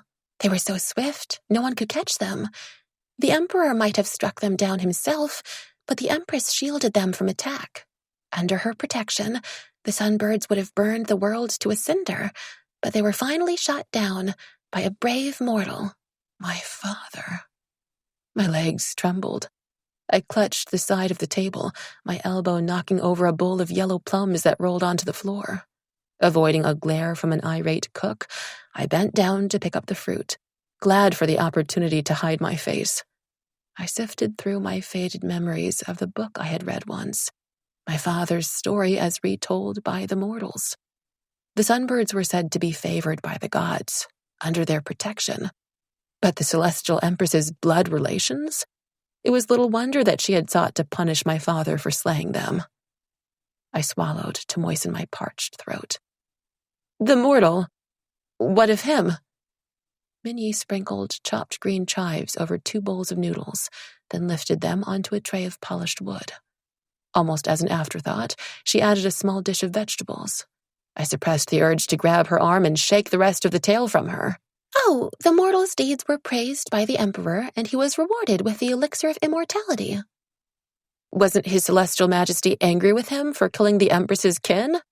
I could not conceal the urgency in my voice. Minyi leaned closer, speaking softer now. It was said that the emperor might have had a hand in the sunbird's downfall. The mortal shot them down with an enchanted bow of ice, and he wore an amulet that protected him from their fire. How could a mere mortal have obtained such treasures, much less used them without his celestial majesty's blessing? Something jarred me. Why would the emperor do such a thing? Why didn't he stop the sunbirds himself? Was it just to avoid a confrontation with the empress? What happened next? I asked, though I feared her answer too. She looked up in surprise. Perhaps she thought that was the end of it, the world saved from ruin, the mortal rewarded for his service to the celestial emperor. Lady Shiho was furious at the deaths of her children, and she severed all ties with the empress. As a relation of the sun goddess, the Phoenix Queen was incensed too. Before, there was much talk of an engagement between her daughter and His Highness, but that was called off. A shame, as it would have been a most eligible match. Some gripe that Princess Fengmei is 100 years older than His Highness, yet those are trifling numbers for such as us. Li Wei had never mentioned a betrothal before, though I now understood his strange reaction to the princess's name this morning. There were so many peach blossom rumors surrounding him, I had come to regard them with no more weight than the petals blown by the wind, forgotten once they landed on the ground. But that was not what I wanted to know now. What of the mortal's fate after he was gifted the elixir? I probed, hoping she would not notice my keen interest. Perhaps I might glean some clue as to my father's whereabouts. Minyi frowned as she lifted a porcelain teapot onto the tray. Fragrant tendrils of jasmine wafted into my nostrils. The mortal never ascended to the skies as an immortal. No one knows what became of him. Her voice trailed off as she turned away abruptly. I did not question her further. I was not surprised at Minyi's reluctance to speak of my mother's ascension. The punishment of the moon goddess was not a tale shared freely. Their celestial majesties did not appreciate being reminded of those who had displeased them. I thanked Minyi, clutching the tray of food as I left the kitchen in a daze. The Empress disliked me, believing me unworthy to be her son's companion. I shuddered, imagining her spite if she ever discovered that my father had slain the sunbirds. I breathed deeply, trying to calm the churning in my stomach. My mother's instincts had been right. The Empress did bear my father a grudge. She would show us no mercy. She would snatch at the chance to destroy us. I would not let her, I resolved. Though I could do nothing now except work as hard as I could, honing my skills and searching for a way to keep us all safe. When I returned to Li Wei's room, I was relieved to find the Empress had left, in no mood to feign respect and obedience. We ate in silence, neither of us inclined to idle chatter today. Minnie's dumplings were beautifully made, plump with pork and leek, its skin fried to a crisp golden brown, yet they tasted as paper on my tongue. "Xingyan, you look tired," Li Wei observed. My hands flew to my cheeks, discreetly pinching the color back into them. He was the second person to have commented on my pallor this morning. "I didn't sleep well." The excuse sounded limp even to my ears. "Don't take what my mother said to heart. She seems fierce, but she's just overly concerned for me." I nodded woodenly, not trusting myself to speak. Lifting our books from the table, I waited for him by the doors.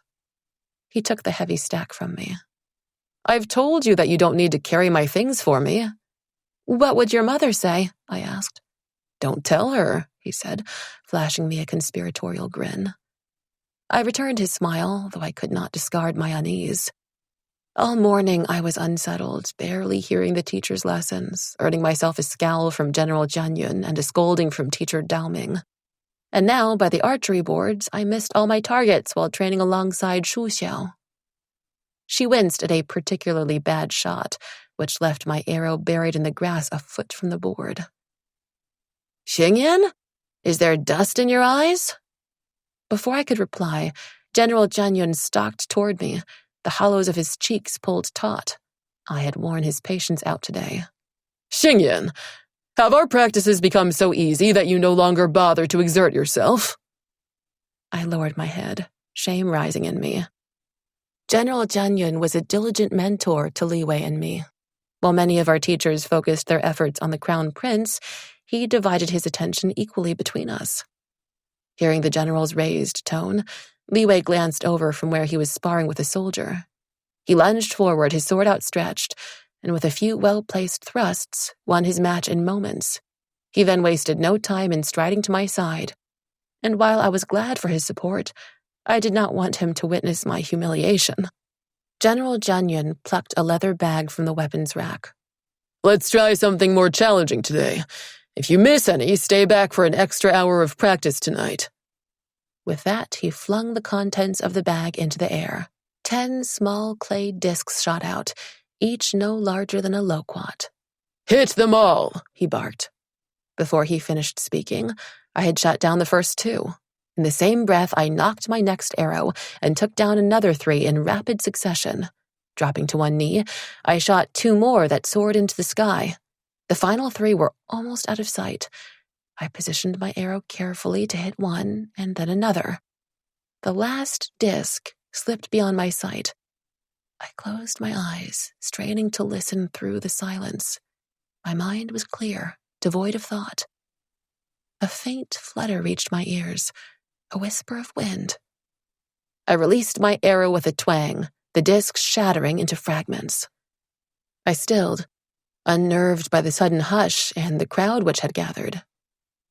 Then, a tall, lean soldier I had never seen before clapped, the sound breaking the daze.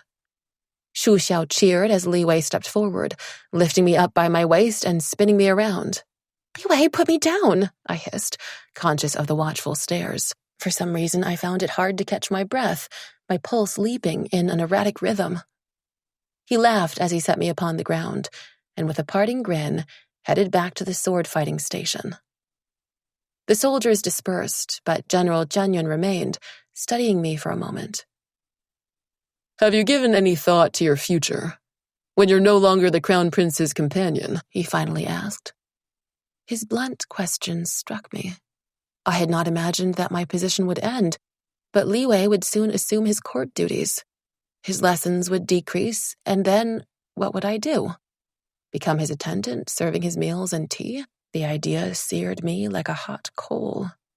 General Janyan continued, oblivious to my unease.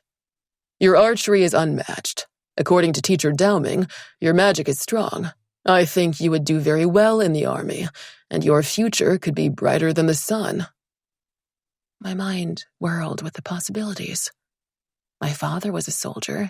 It had been his path to glory, to slaying the sunbirds and saving the world. A great honor, a terrible burden. His reward had been the elixir which turned my mother and me immortal, though it parted us from him too. Snapping out of my stupor, I asked, General Janyan, how does one advance in the army? Fighting for our kingdom, performing each task to the best of one's abilities, protecting your fellow soldiers. Hard work, obedience, loyalty throughout the years. What greater honor is there than to serve our kingdom and their celestial majesties? Pride rang in his voice. A curt refusal sprang to my tongue, which I quashed out of respect to the general, though I could not stop my lip from curling. He did not seem to notice, adding as an afterthought, Some also dream of winning the Crimson Lion Talisman, though such a thing is rare. Crimson Lion Talisman? I had never heard of it before. It is the highest honor of the Celestial Army, awarded by the Emperor himself. Its bearer is granted a royal favor. A wild hope fluttered in my chest. How is this talisman won? I cursed the tremor in my voice, hoping he did not hear my eagerness. Through exceptional acts of valor, courage, or sacrifice, in service to the Celestial Kingdom. He frowned. However, this is not something to pin your hopes upon. In my lifetime, the talisman has been awarded less than a handful of times. General Janyan must be hundreds of years old. 1,000? How could I surpass the mighty warriors here when I had barely grasped my powers a couple of years ago? No, I could not allow myself to think so. I could not admit defeat before I tried. Among all the mortals across the centuries, it was my father who had caught the Emperor's attention to win the elixir of immortality. I would strive for no less. Yet something reigned in my surging excitement. If I joined the Celestial Army, I would have to leave the courtyard of eternal tranquility. I was safe there, as happy as I could be, away from my mother. I was becoming muddled inside. I could never forget why I was here, that I had been torn from my home, and that I had come to the Jade Palace to find my way back. General Janyan's talk of honor and service did not move me. This was not my home. I had no loyalty to this place. I even bore a grudge against their celestial majesties, which I was willing to swallow for my own ends. And yet, this offer gave me a glimpse into a future where I could advance through my own merit, a chance to grasp at my mother's freedom, better by far than my wild fantasies of soaring to the moon and shattering the enchantment which bound her there. What life would await us after that? An eternity of being hunted and living in fear. General Janyan cleared his throat, perhaps wondering at my prolonged silence. I cupped my hands as I bowed to him. Thank you for your confidence in me, General Janyan. I promise to consider it. His offer tempted me more than I cared to admit. I was already inclined to accept, though I could not do so before speaking to Li Wei. Over our meal that night, Li Wei asked, What did you and General Janyan talk about? It seems to be a serious conversation. Surprised that he had noticed, I lifted my chopsticks to stuff a lump of rice into my mouth. For some reason, I was reluctant to tell him about the general's offer. A few excuses drifted through my mind, but I had only lied to him once before, and that was out of necessity. General Janyan suggested that I join the army after my role here comes to an end. And? He sounded confused. Who told you it was ending? I placed my chopsticks down on the table and fixed him with a somber stare. Li Wei, how long will things go on this way? Once you take on your responsibilities, you will have less time for lessons. You won't need a companion. For once, he appeared at a loss. "But you're my friend." How those words tore at my conscience, yet I could not think of myself alone. "I am your friend, here or wherever I go." "Do you want to leave me? To join the army?" There was a note of incredulity in his voice, and, buried beneath, hurt. "There are things I want which you know nothing of. I do have my own dreams." My voice was hoarse with emotion. The years I had spent here training and studying were happy ones, and yet these were just the rungs of the ladder that scaled my ambition. Perhaps Li Wei sensed me drawing away, the hardening of my resolve. He leaned toward me as he asked, "What are your dreams? Let me help, however I can." The words hovered at the tip of my tongue. To confide in him, to tell him the truth. He was a celestial prince, powerful and favored. But I stifled the urge. I was unsure of how things might change between us if he knew who I was. That I had lied to him, that I was the daughter of the disgraced goddess who had defied his father's wishes, and of the mortal who had slain his mother's beloved sunbirds. "No, you can't help me," I said softly. "But I thank you for wanting to." His hand covered mine, an unexpected tingle shooting through my arm. "My offer stands, any time, whatever you need. Think about it, and don't make any hasty decisions." I had believed my mind made up, yet, pinned by the intensity in his gaze, I could only nod in reply. "Tomorrow," I told myself, cowardly. "I will decide tomorrow." 10. I bolted upright, my scream piercing the night. My eyes darted around the dark chamber as I gripped the bed covers, crumpling them between my fingers. I was not home. I was not too late. My mother and Ping-e were not dead. Such nightmares had plagued me before, yet never in the courtyard of eternal tranquility. Until now. Perhaps my encounter with the Celestial Empress or the uncertainty of my future had caused a relapse into the fears of my past. Footsteps pounded across the courtyard. My doors were flung open, the cool night air rushing in as Li Wei stood in the entrance. He crossed the room and sat down on my bed, lacing his fingers through mine, his grip warm and strong. "You were screaming. Are you all right?" "A dream." My breaths were shaky and uneven. My terror had been all too real. The image of my mother's lifeless form flashed across my mind, my fear melding with a wrenching longing for home. Tears, unbidden, pricked my eyes. His other hand cradled my face, his thumb brushing my cheek. He had only seen me cry once before, when we first met by the river. Without hesitation, he pulled me into his arms and held me tight. I clutched him in return, his embrace awakening a need in me, unfamiliar and fierce. My guard lowered. I let myself be comforted by his strength, my body sinking against his as the dam on my emotions sprang free. My tears drenched his clothes, the white silk damp now as I lifted my head away. Only then did I realize he wore just his inner robe. He must have come right from bed in his haste. My pulse raced, although I had seen him dressed so 1,000 times before. With a corner of my sleeve, I dabbed the thin material to dry it. His heartbeat quickened against my palm as his arms tightened around me, kindling a heat which surged through my veins. Our months of companionship melted away. It was like we were seeing each other for the first time. No longer was he the youth I had befriended, the young man who teased me. His touch inflamed my senses. His gaze stole my breath. I reached out to smooth his long hair from his face, tousled from slumber and gleaming darkly against the whiteness of his robe. My lips parted.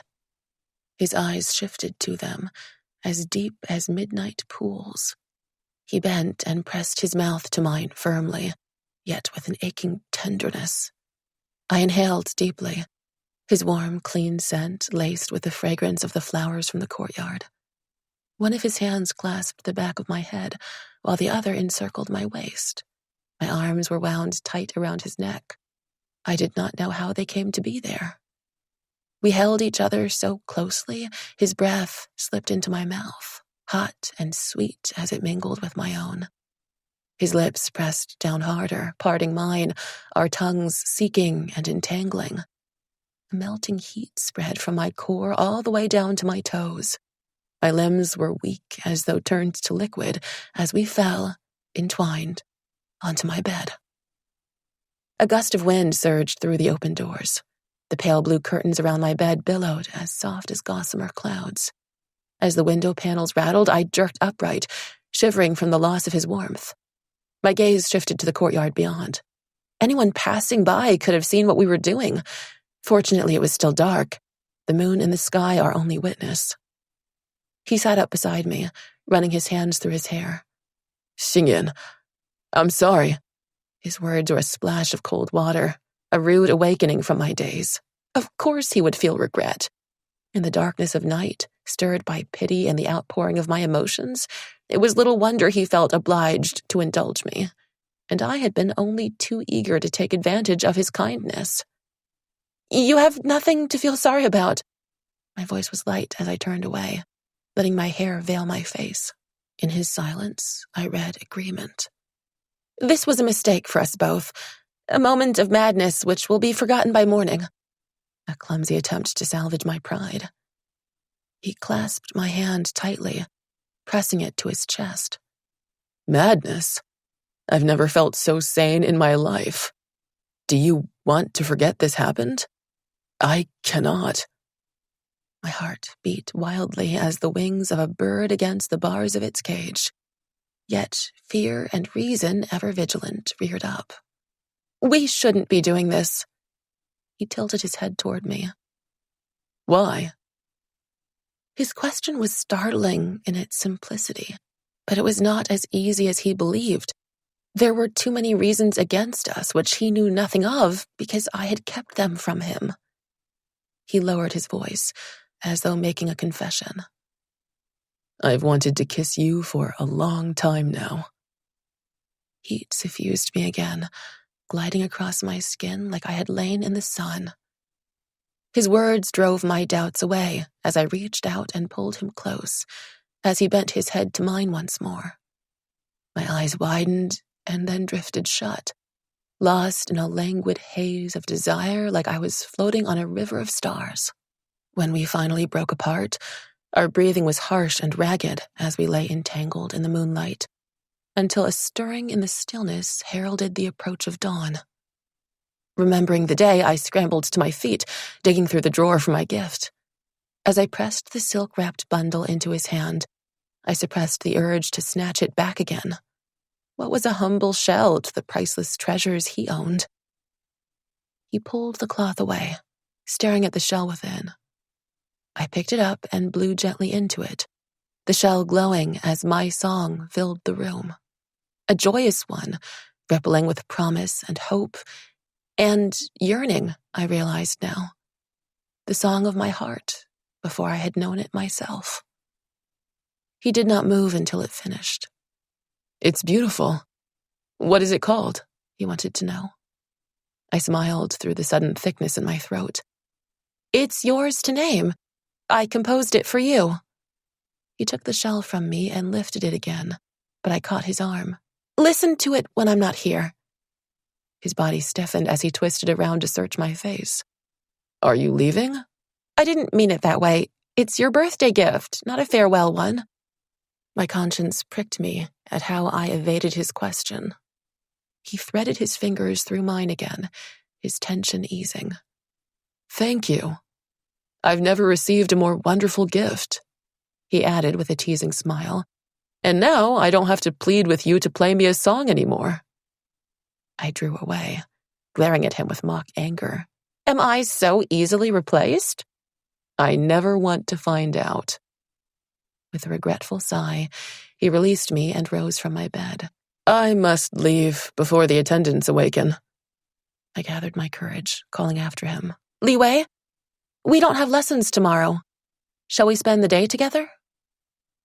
He paused by the entrance, nodding once, his lips curved as he closed the doors after him. Alone once more, my mind awoke from the spell I was under. Guilt assailed me, fierce and unrelenting. The celestial emperor had shown my mother no mercy, condemning her to eternal imprisonment. I recalled my mother's fear of the empress, her terror stabbing me with remorse. How could I feel this way about their son? Was I so weak to betray her so easily? I pressed my fingers to my temples, shoving them through my hair. But this was no betrayal of my mother. Even in the depths of her misery, she had not spoken a word of spite against the emperor and empress. She would not hold this against me. All she ever wanted was my happiness.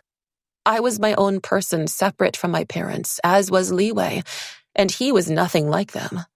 After all our time together, I knew that better than anyone. He was my dearest friend before what he was to me now. And I would not hold him to account for these events long past and circumstances beyond his control.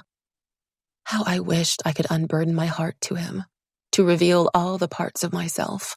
Liwei would do nothing to hurt me, but I hesitated to entangle him in my affairs, to pit him against his parents when I knew of his tense relations with them. And the coward in me recoiled from his disappointment.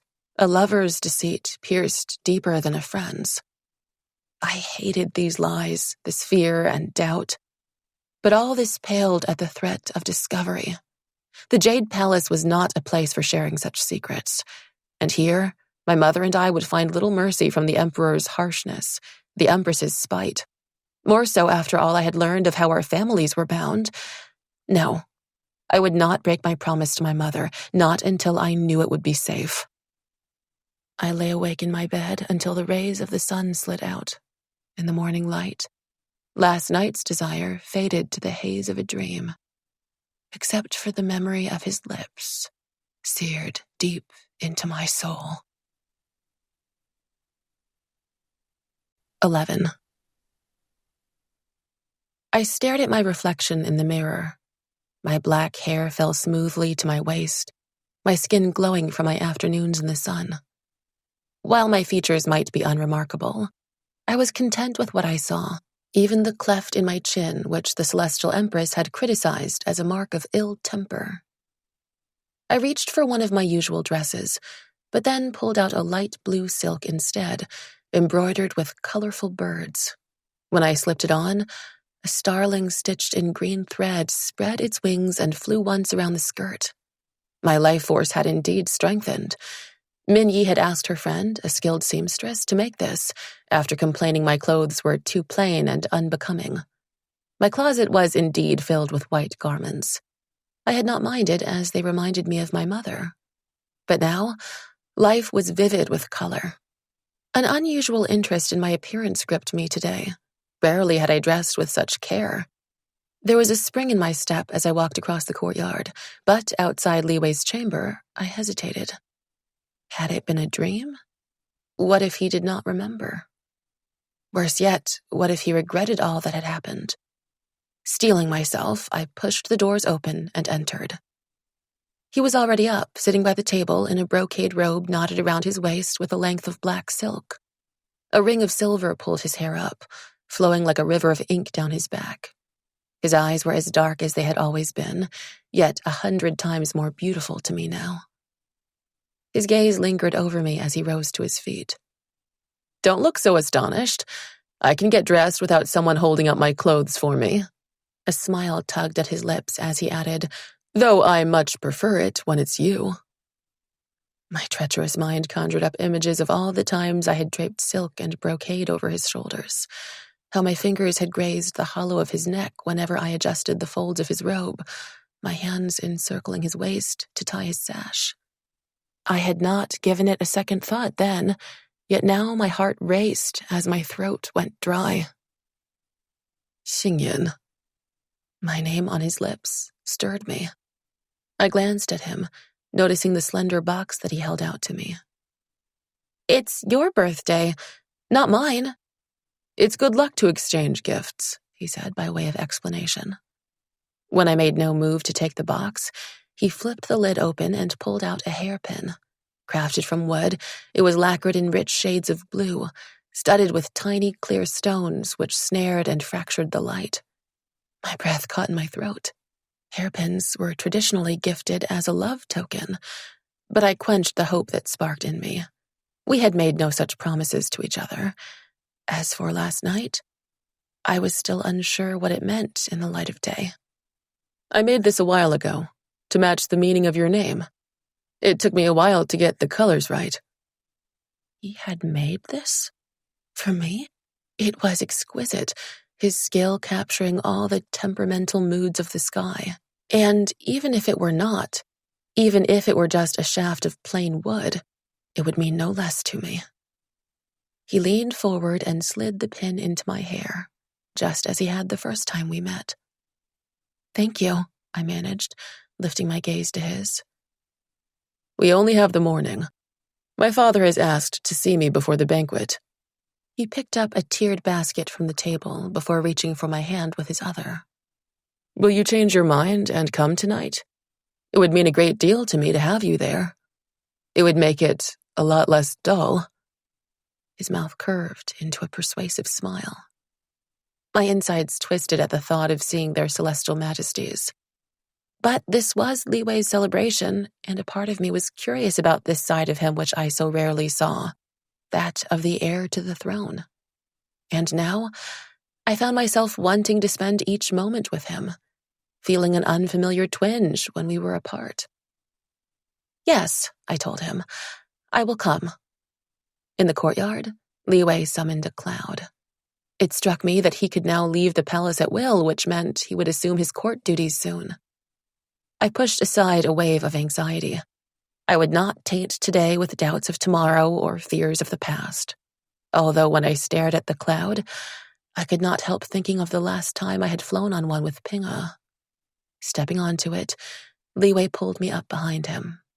The cloud was soft and cool, yet firm beneath my feet. When it darted through the air, I stumbled, but Li Wei grabbed my hand to steady me and did not let go. After a few moments, I began to relax. The cloud soared so smoothly that I soon forgot my fears. Flying in the daylight was infinitely more pleasurable than fleeing in the night. Towering mountains, shimmering lakes, and lush emerald forests unfurled, like a scroll painting beneath our feet. As we darted through a light shower of rain, the droplets that grazed my skin were as refreshing as morning dew. I might have been cold with the gathering dark clouds obscuring the sun, but for Li Wei's hands over mine, infusing me with warmth. We landed in the middle of a forest, the likes of which I had never seen before. Not in the celestial kingdom, not even in my dreams. Peach blossom trees bloomed as far as my eye could see, their branches laden with pink and white flowers that laced the air with a heady sweetness. Whenever the wind blew, a scattering of petals drifted to the ground. I caught one in my palm, velvet soft, lighter than air. Where are we? Somewhere in the mortal realm. The mortal realm? My voice rose in alarm. Immortals were forbidden from descending here without leave from the celestial emperor. Long ago, they had roamed this world at leisure. Perhaps they enjoyed the rush of power to walk among those weaker, to hear their songs of worship or terrified pleas. To the mortals, they were not just immortals, they were gods. However, this had led to great turmoil. Mortals were terrified by magic, and too many destinies were altered through such interference, causing the untimely deaths of some or saving others from fated calamities. The Keeper of Mortal Fates persuaded the Celestial Emperor to issue an edict, banning all immortals from venturing here freely. Though many lamented this outcome, none dared to challenge the command. Since then, our realm was veiled from mortal sight, and with each passing year, their memories of us faded further into myth and legend. All they saw now when they looked up into the sky were the sun, moon, and stars.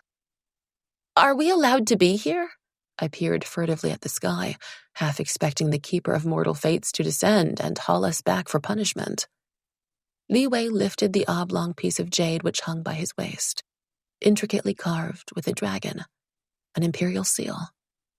With this, we can go anywhere we wish, he assured me, dropping it down where it clinked against the sky drop tassel. One of the few benefits of attending those lengthy discussions at court.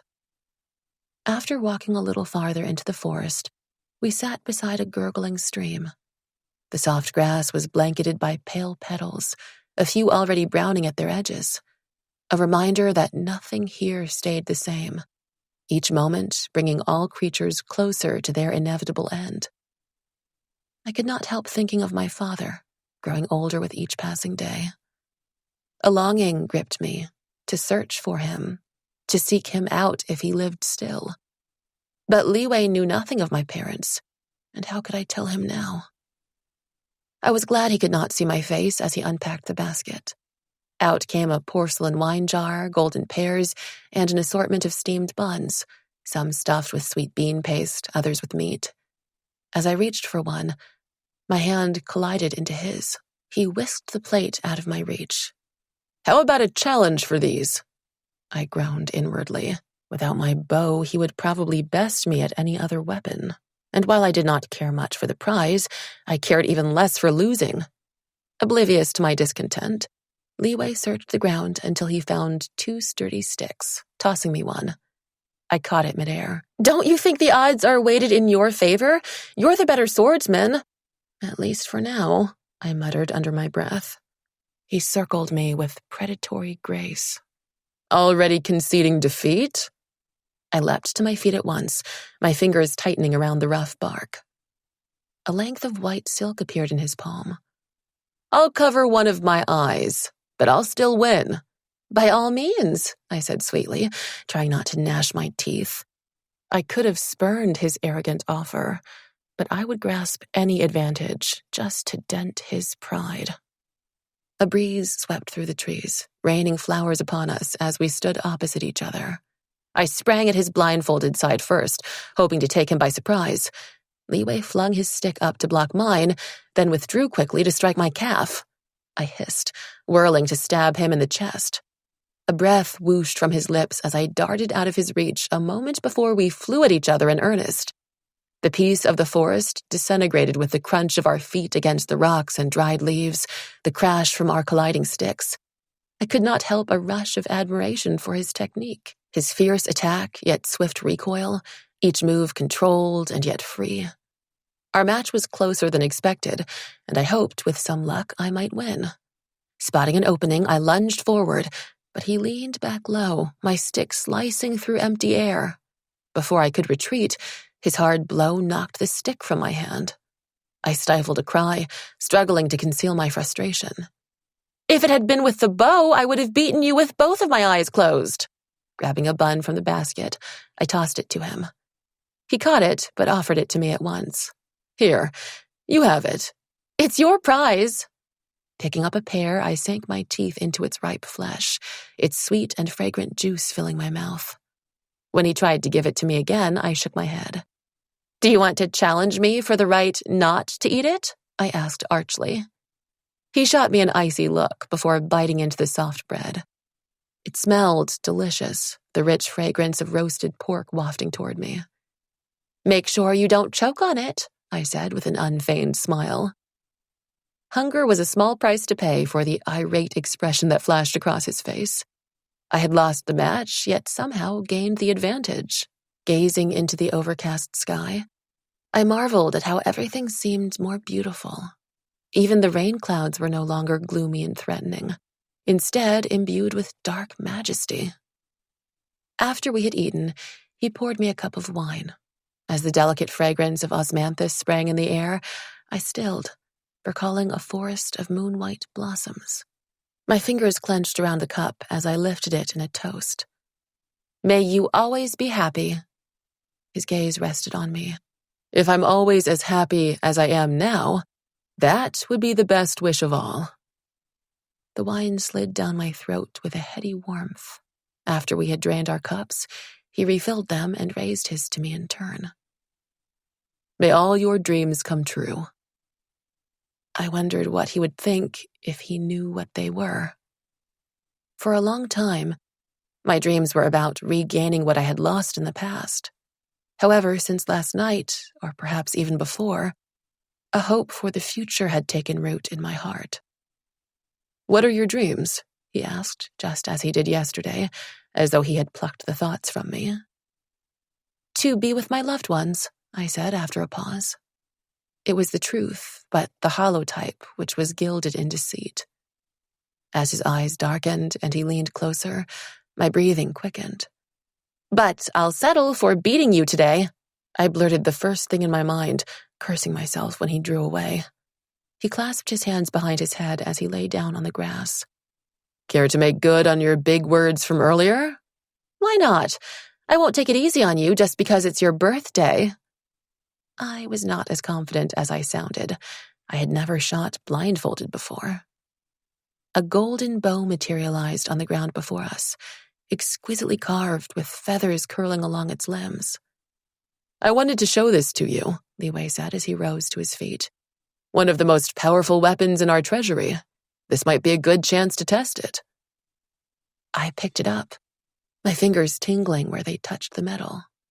"Where are the arrows?" Li Wei moved behind me, our bodies mere inches apart. With his arms stretched out on each side of me, he guided me to raise the bow and draw its silvery string. My pulse raced and my head spun. I would miss any target in our current position, even if it were 5 paces away. A flaming arrow formed in my grasp, crackling as though alive. Startled, I would have dropped the bow, but Li Wei's grip tightened over mine. When we finally loosened our hold over the string, the arrow vanished. There are few weapons as powerful in existence.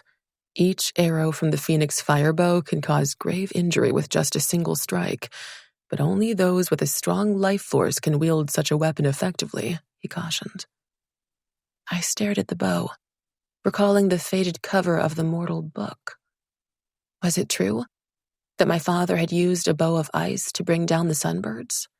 An enchanted weapon from the immortal realm? Could someone with a weak life force, a mortal perhaps, use such a weapon? I asked. He pondered the question. Magical items possess their own power. Most of them can be used by anyone, even mortals. However, the stronger its user, the more powerful the item becomes, as it draws its user's energy to augment and replenish its own. If this bow is wielded by one with a weak life force, not only would he or she find it difficult to control, but its might would be greatly diminished. How does this bow draw our energy? It doesn't feel any different from the others. He leaned closer, his breath coiling into my ear. A weapon as the Phoenix firebow forms a connection with its user, seamlessly absorbing his or her energy.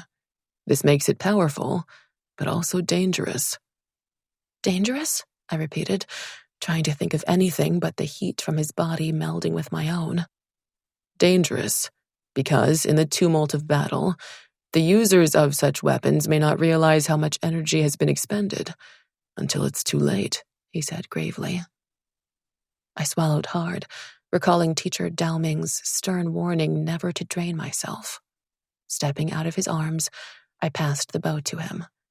You first. Did you have a challenge in mind? He asked. How about one of skill, not speed this time? I suggested, thinking about my prior loss. He bent down to pick up 2 withered peach blossoms. As his magic swirled over them, their color bloomed once more, the petals gleaming like they were sculpted from rose quartz. Whoever shoots it down from the farthest distance will be the winner. I took one of the flowers from his palm, now as hard as stone. Gone was his teasing demeanor as he stared ahead with narrowed eyes, the bow raised, its string drawn. At his nod, I released the first blossom. It shot up, hurtling away faster than a hummingbird, spinning through the air. Several seconds passed, the flower now a speck in the horizon. With a twang, Li Wei's arrow plunged forward, shattering the petals in a burst of fiery sparks. An excellent shot. I was unsure if I could surpass it, blindfolded as I would be. It was on the tip of my tongue to retract my earlier boast, to demand a match on equal terms, but I quelled the impulse as I took the bow. Eager to test its might, I ran my fingers over the gleaming string, stiffer than those woven from silk. As Li Wei tied the white cloth over my eyes, his knuckles brushed my cheeks. a distraction I could ill afford as I inhaled deeply to clear my mind. Once ready, I nodded. A low thrum broke the quiet, a faint whirling, fading with every passing moment. Almost imperceptible now, yet still I waited, straining my ears. At the precise moment it slipped into silence, my arrows sprang free, whistling through the air, striking with a clink. Something shattered, catching fire with a hiss. I raised my hand to tug the blindfold down, but strong arms encircled me, the scent of sun-warmed grass drowning my senses. His lips crushed mine, pressing them apart, his warm breath threaded with the lingering sweetness from the wine. I shivered, not from the cold, but the heat surging through my veins. Clutching his shoulders, I held him closer to me still. His mouth slid lower, trailing a scorching path down my neck with a hunger that left me breathless. With my free hand, I pulled the cloth away, blinking at the sudden brightness. We fell onto the ground, a carpet of petals softer than any bed, my body alight with 1,000 glittering sensations. The first drops of rain were soft and frail, easily brushed aside, but they soon swelled to a torrential flood, impossible to ignore. We lay on the ground, letting the rain wash over us, drenching us as thoroughly as though we had swum in the river. Our breaths were heavy and uneven, our fingers tangling in the wet grass. "Who won?" I asked, drifting back to the present. He shot me an incredulous look. "At a time like this? That is what concerns you?" "I won," I answered my own question with a contented sigh. "What makes you think so?" "If you had won, you wouldn't have distracted me. You would have rubbed it in my face, mercilessly." He raised himself up on an elbow to stare at me. "Is that what you believe?" he asked in an aggrieved tone. "Very well. The kiss had nothing to do with how you looked when you drew the bow and hit the mark, even though it had already disappeared." He shook his head. "Why did I fall in love with someone who takes such pleasure in grinding my pride into the dust?" My lips parted in disbelief. "You love me?" "After all our time together, did I have a choice?" I laid my palm against his chest, in no mood for flippancy. "Are you serious?" The light in his eyes blazed a path to my heart as his hand reached out to capture mine. "Yes." As a child, my mother had cautioned me against looking directly at the sun, telling me the brightness of its glare could blind me. Perhaps it was something her own mother told her. While it might be true for mortals, I now doubted such a thing could harm an immortal's sight. Still, her warning stuck. Whenever I saw the fiery orb in the sky, I would instinctively turn or shield myself. Today, I had finally dared to gaze at the sun, allowing its radiance to blaze through me unhindered, spilling through my veins until I was aglow. Never did I imagine such luminous joy existed, and never again would I be content to remain in the shadows. After the downpour, the sky was clear once more. Leeway summoned a cloud to take us home, and on the way we dried our clothes. Had we returned in our sodden state, we would have given rise to prying questions and unwanted gossip. As we flew back to the Jade Palace, my spirits were lighter than the clouds we passed. In my room, I sank onto my bed in a dreamlike daze. Rest was far from my mind as the exhilaration coursing through me smothered all hope of sleep.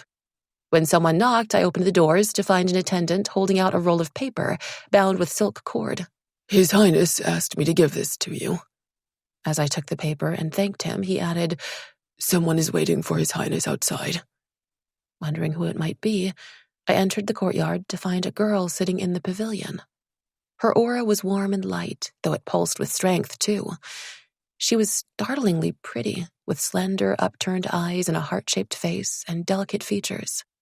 Rose silk draped her tall frame, and her dark hair was held up by gold hairpins, from which strands of rubies cascaded, glowing with inner flame. I bowed to her in greeting. Was she a courtier's daughter, or one of the Empress's favored ladies? "Is Prince Liwei here?" Her voice was gentle and sweet. Tendrils of jealousy wound around my heart, but I gave her a pleasant smile. "His Highness is with their celestial majesties," As her shoulders drooped, I added, "Is there anything I can help you with?" "I have a gift for His Highness, but I can give it to him later." The girl glanced down at the half-finished painting of a peach blossom tree on the table. A few brushes were soaking in a pitcher of water, and a porcelain tray lay beside it, still wet with paint. Liwei must have worked on this just a short while ago. "Is this Prince Liwei's work?" She traced the outline of the branches. "It's beautiful." "His Highness has many skills," I said. As she rose to leave, her elbow knocked over a paintbrush. Dark green paint splattered across the artwork. She gasped as she pulled out a silk handkerchief, dabbing furiously at the paper. I rushed forward to help her, jostling the pitcher. It tipped over, water spilling onto the table, soaking the artwork in moments. Of the once exquisitely painted tree, only dark green smudges could be seen in the sodden mess. Her fingers twisted her handkerchief into knots, her throat working with words she did not speak. "It might have been the wind," I said solemnly. She blinked at me. "Or a bird," she agreed quickly. Our eyes met in a profound moment of understanding. Shortly after, she left, turning around once to stare at the courtyard. Back in my room, I unrolled the piece of paper from Liwei. It was a painting of me, standing beneath a flowering tree, an arrow drawn through my bow, poised in the moment before flight. My gaze was intent on the target, my mouth set in determination, my back straight and tall.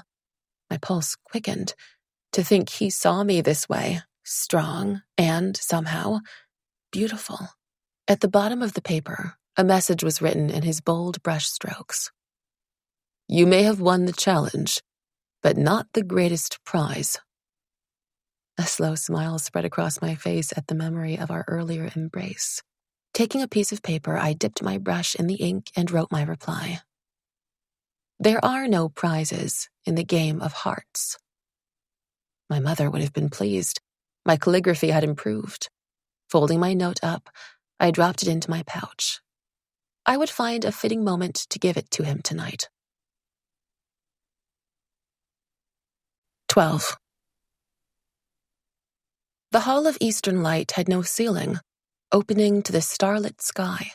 Its white stone walls were streaked with veins of pure gold, while the floor was paved with jade tiles carved into flowers.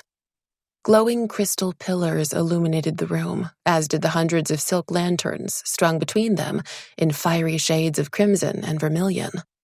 The fragrance of rare blossoms perfumed the air, mingling with the delicious aromas from the food piled onto the rosewood tables.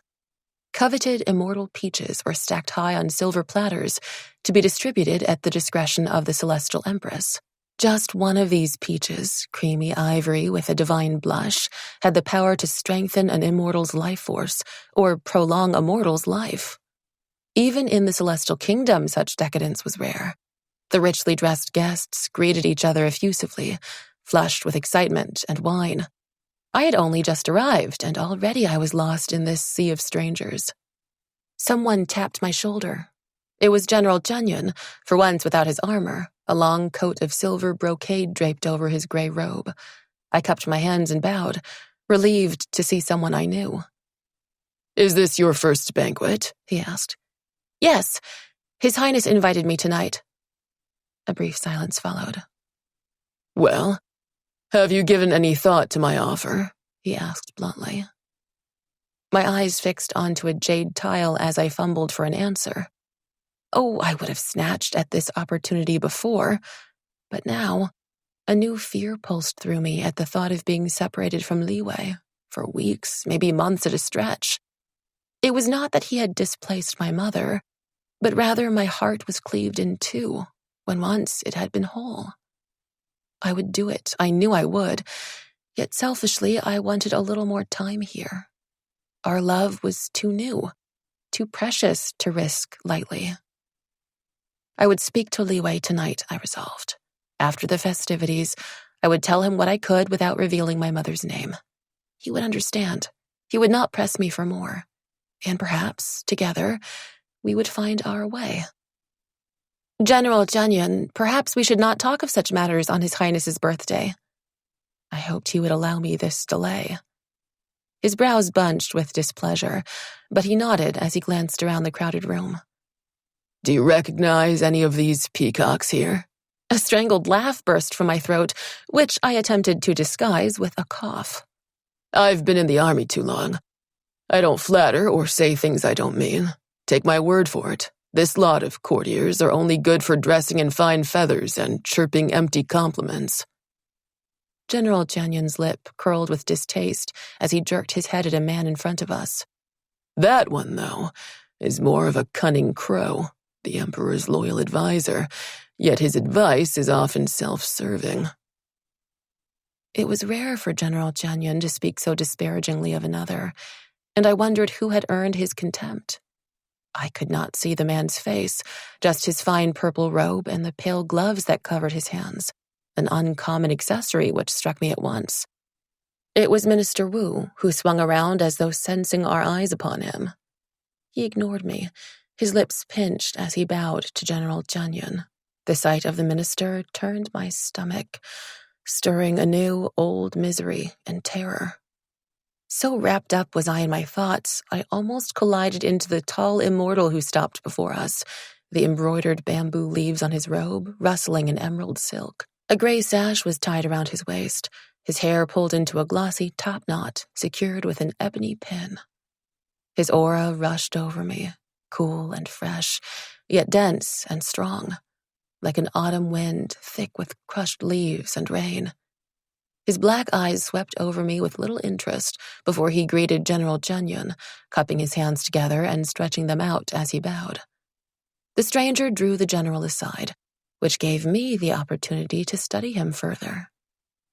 He carried himself with the assurance of authority, yet he appeared not much older than I, unless he was one of those powerful immortals concealing 1,000 years with his life force.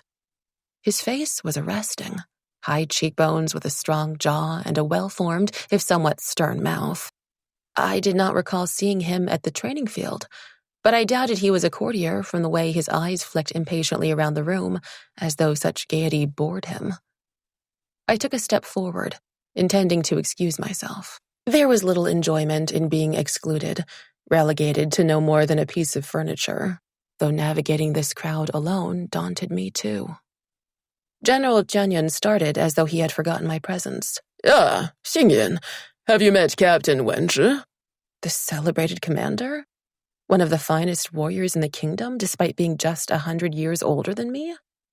Yet before I could greet him, he turned away abruptly, as though eager for me to be gone. He was insufferable, I decided, biting down on my tongue. Trying not to let his discourtesy bother me, even as I was furious with myself for ever having wanted to meet him. Xingyan is the Crown Prince's companion, added General Janyun. The arrogant young captain swung to me then, his face alight with sudden interest. The one who trains with His Highness? The archer? Yes, I replied curtly, still stung by his earlier rudeness. I only returned a few days ago.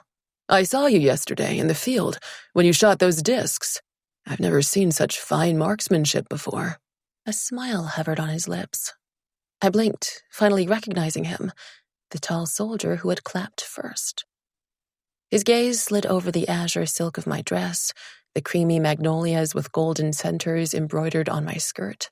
A green brocade belt shot through with silver was tied around my waist.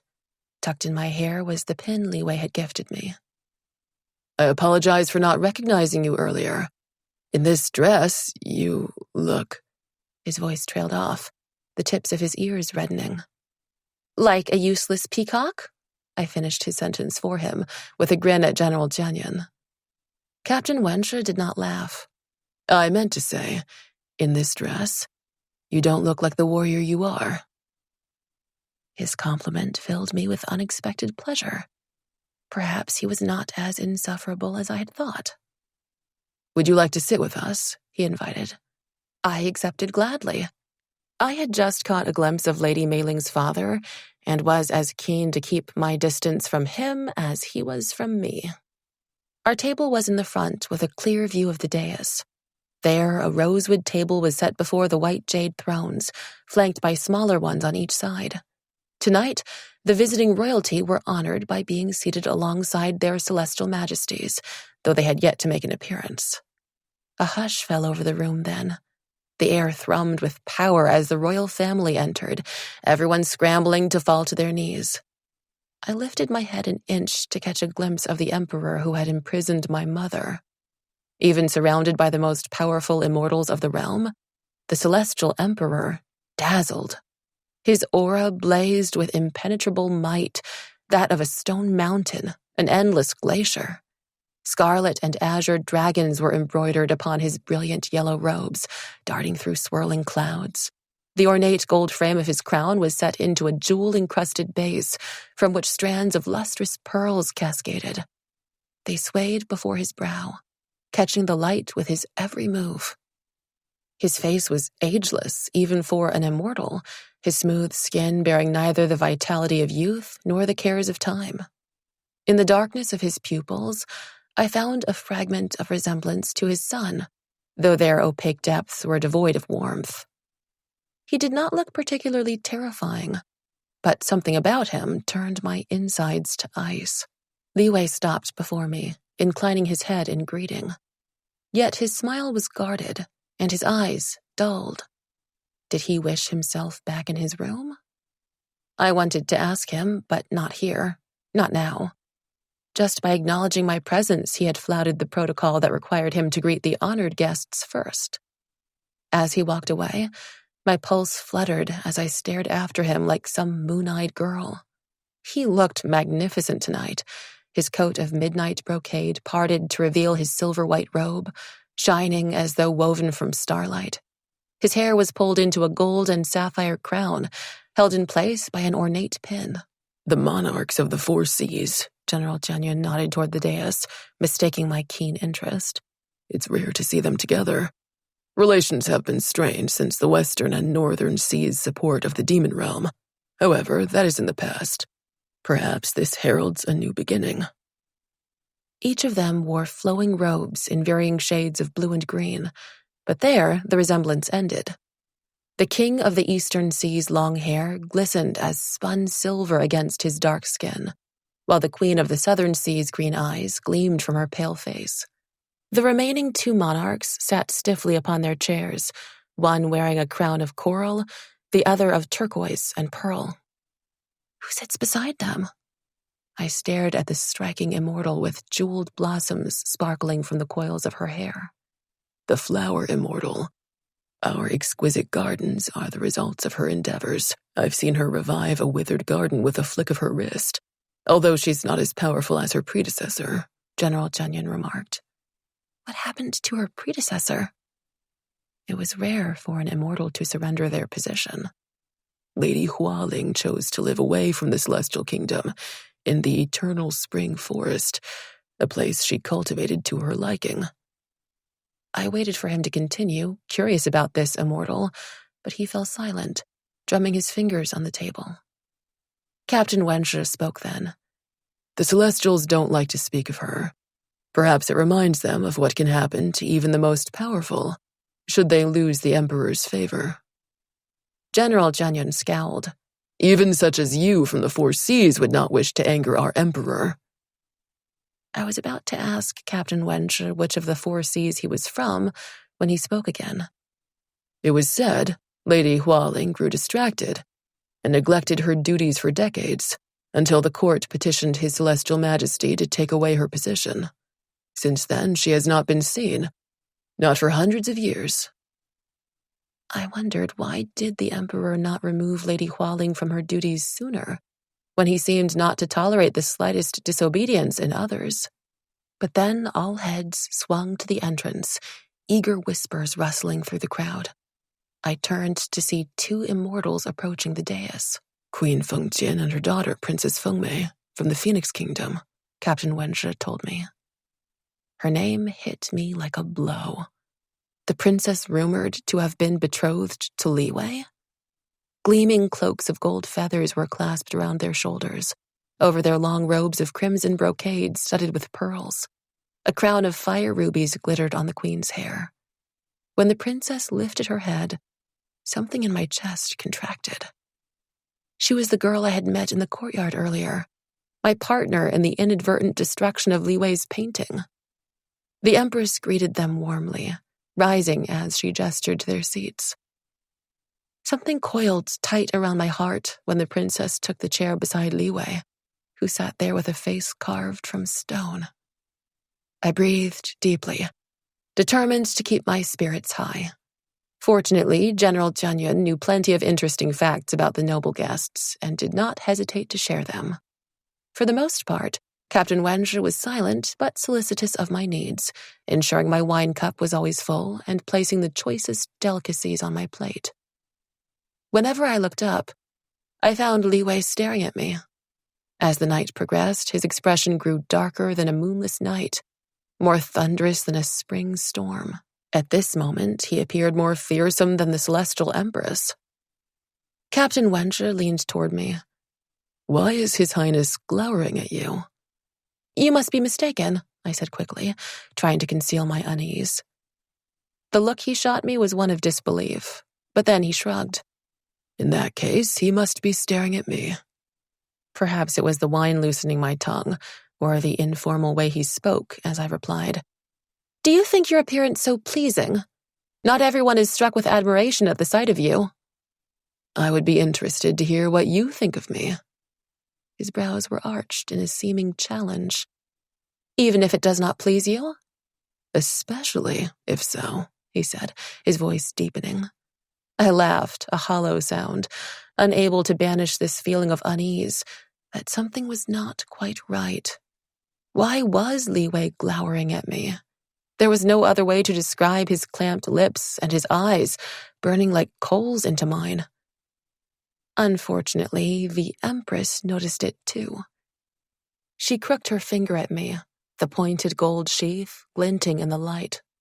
Only now did I realize that these were no mere ornaments, but phoenix talons, said to be laced with a potent poison.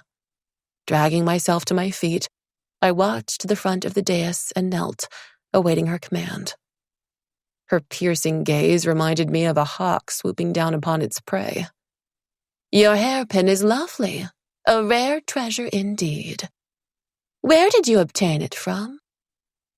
The softness in her tone sheathed the dagger in her words. Heat rushed into my cheeks as I fumbled for a response. A polite reply, a witty remark, anything but the yawning silence implying guilt where there was none. Li Wei rose and clasped his hands before him, folding over in a bow. Honorable Mother, it was my gift to her. You're fortunate that my son is so generous. How do you plan to repay such kindness?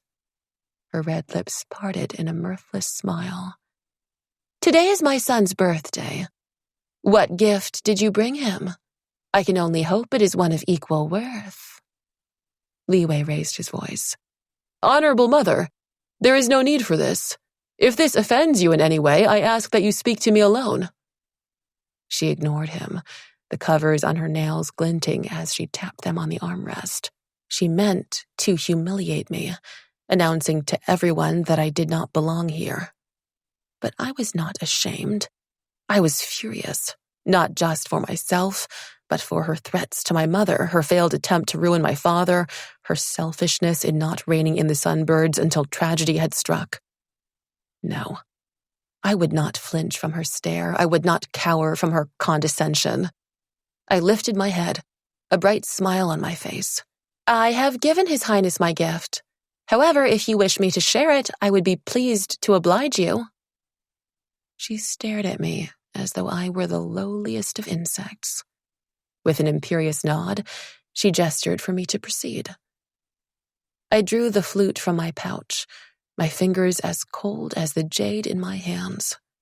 My tongue flicked over my dry lips as I stole a glance at the crowd, beginning to regret the reckless words that had gotten me here. Some guests appeared bored, while others glowed in anticipation of my encroaching humiliation. How could I perform before such an audience? I could barely breathe, my ribs clenching as though they were squeezed together. Behind me, footsteps clicked against the floor as someone approached. It was Captain Wenshi carrying a stool which he placed before me. Bending down, he whispered in my ear, When the battle lines are drawn, advance with a clear mind. I swallowed hard, nodding to him in thanks. His words were a comfort to my crippling fear. To retreat now would indeed be worse than failure. I would rather the Empress think my performance lacking than believe me to be a coward or liar. I sank onto the stool, grateful to sit and hide my shaking legs. Drawing a deep breath, I lifted the flute to my mouth. The Empress, the Emperor, the royal guests blurred from my vision. All I saw were Li Wei's eyes looking into mine. This was his song, and to him alone I played. My notes soared, clear, strong, and true, reflecting every emotion he had ever evoked in me. The moment it ended, I bowed to the dais and fled back to my seat. I wished I could disappear into the ground amid the silence, punctured by a smattering of applause from those who had not yet realized the expression on the Empress's face was not admiration, but rage, boiling over like a pot left too long on a stove. My anger had cooled, and I worried how she would retaliate. Not now, but later. She would not forget this insult. I did nothing except what she had asked, and yet we both knew my defiance lay in refusing to let her make a fool of me. While she was the Celestial Empress, she was also Li Wei's mother. Through my rashness and pride, I had tangled further the ties between us. I tried to catch Li Wei's attention, but then the sweets were brought out, the guests murmuring in delight. The confections were exquisite, almond cakes pressed into the shapes of flowers, golden squares of osmanthus jelly, crisp sesame balls, and a rainbow assortment of puddings, but my appetite had vanished. The Empress whispered to her husband, who nodded once. His deep voice rumbled across the sudden hush in the hall. Tonight, we come together to celebrate the birthday of our son, Crown Prince Li Wei. As it happens, this is a double celebration. We are just as delighted to announce his betrothal to Princess Feng Mei of the Phoenix Kingdom. May they forever be of one mind and find everlasting happiness together. As though in a trance, my hand moved of its own volition, joining the others in raising our cups to our lips. I did not taste what I drank, if it were anything at all. The Emperor's announcement slid into me as a blade to my chest, twisting cruelly when it struck. I heard nothing beyond the roaring in my mind, not the cheers from the guests springing to their feet, nor the clapping which resounded throughout the hall. My fingers curled on the table, my nails scratching the polished wood. Tears pricked my eyes, but I fought them back, biting down on the inside of my cheek until the warm taste of metal and salt filled my mouth. A wedding was a joyous occasion, believed to bring luck. As the guests fought to outdo each other in lavishing praise upon the couple, I sat numbly in my seat without the strength to even flee. What a harmonious combination of pearl and jade. The Phoenix Princess and the Dragon Prince, an auspicious pairing indeed. See their beauty? Truly a match made in heaven.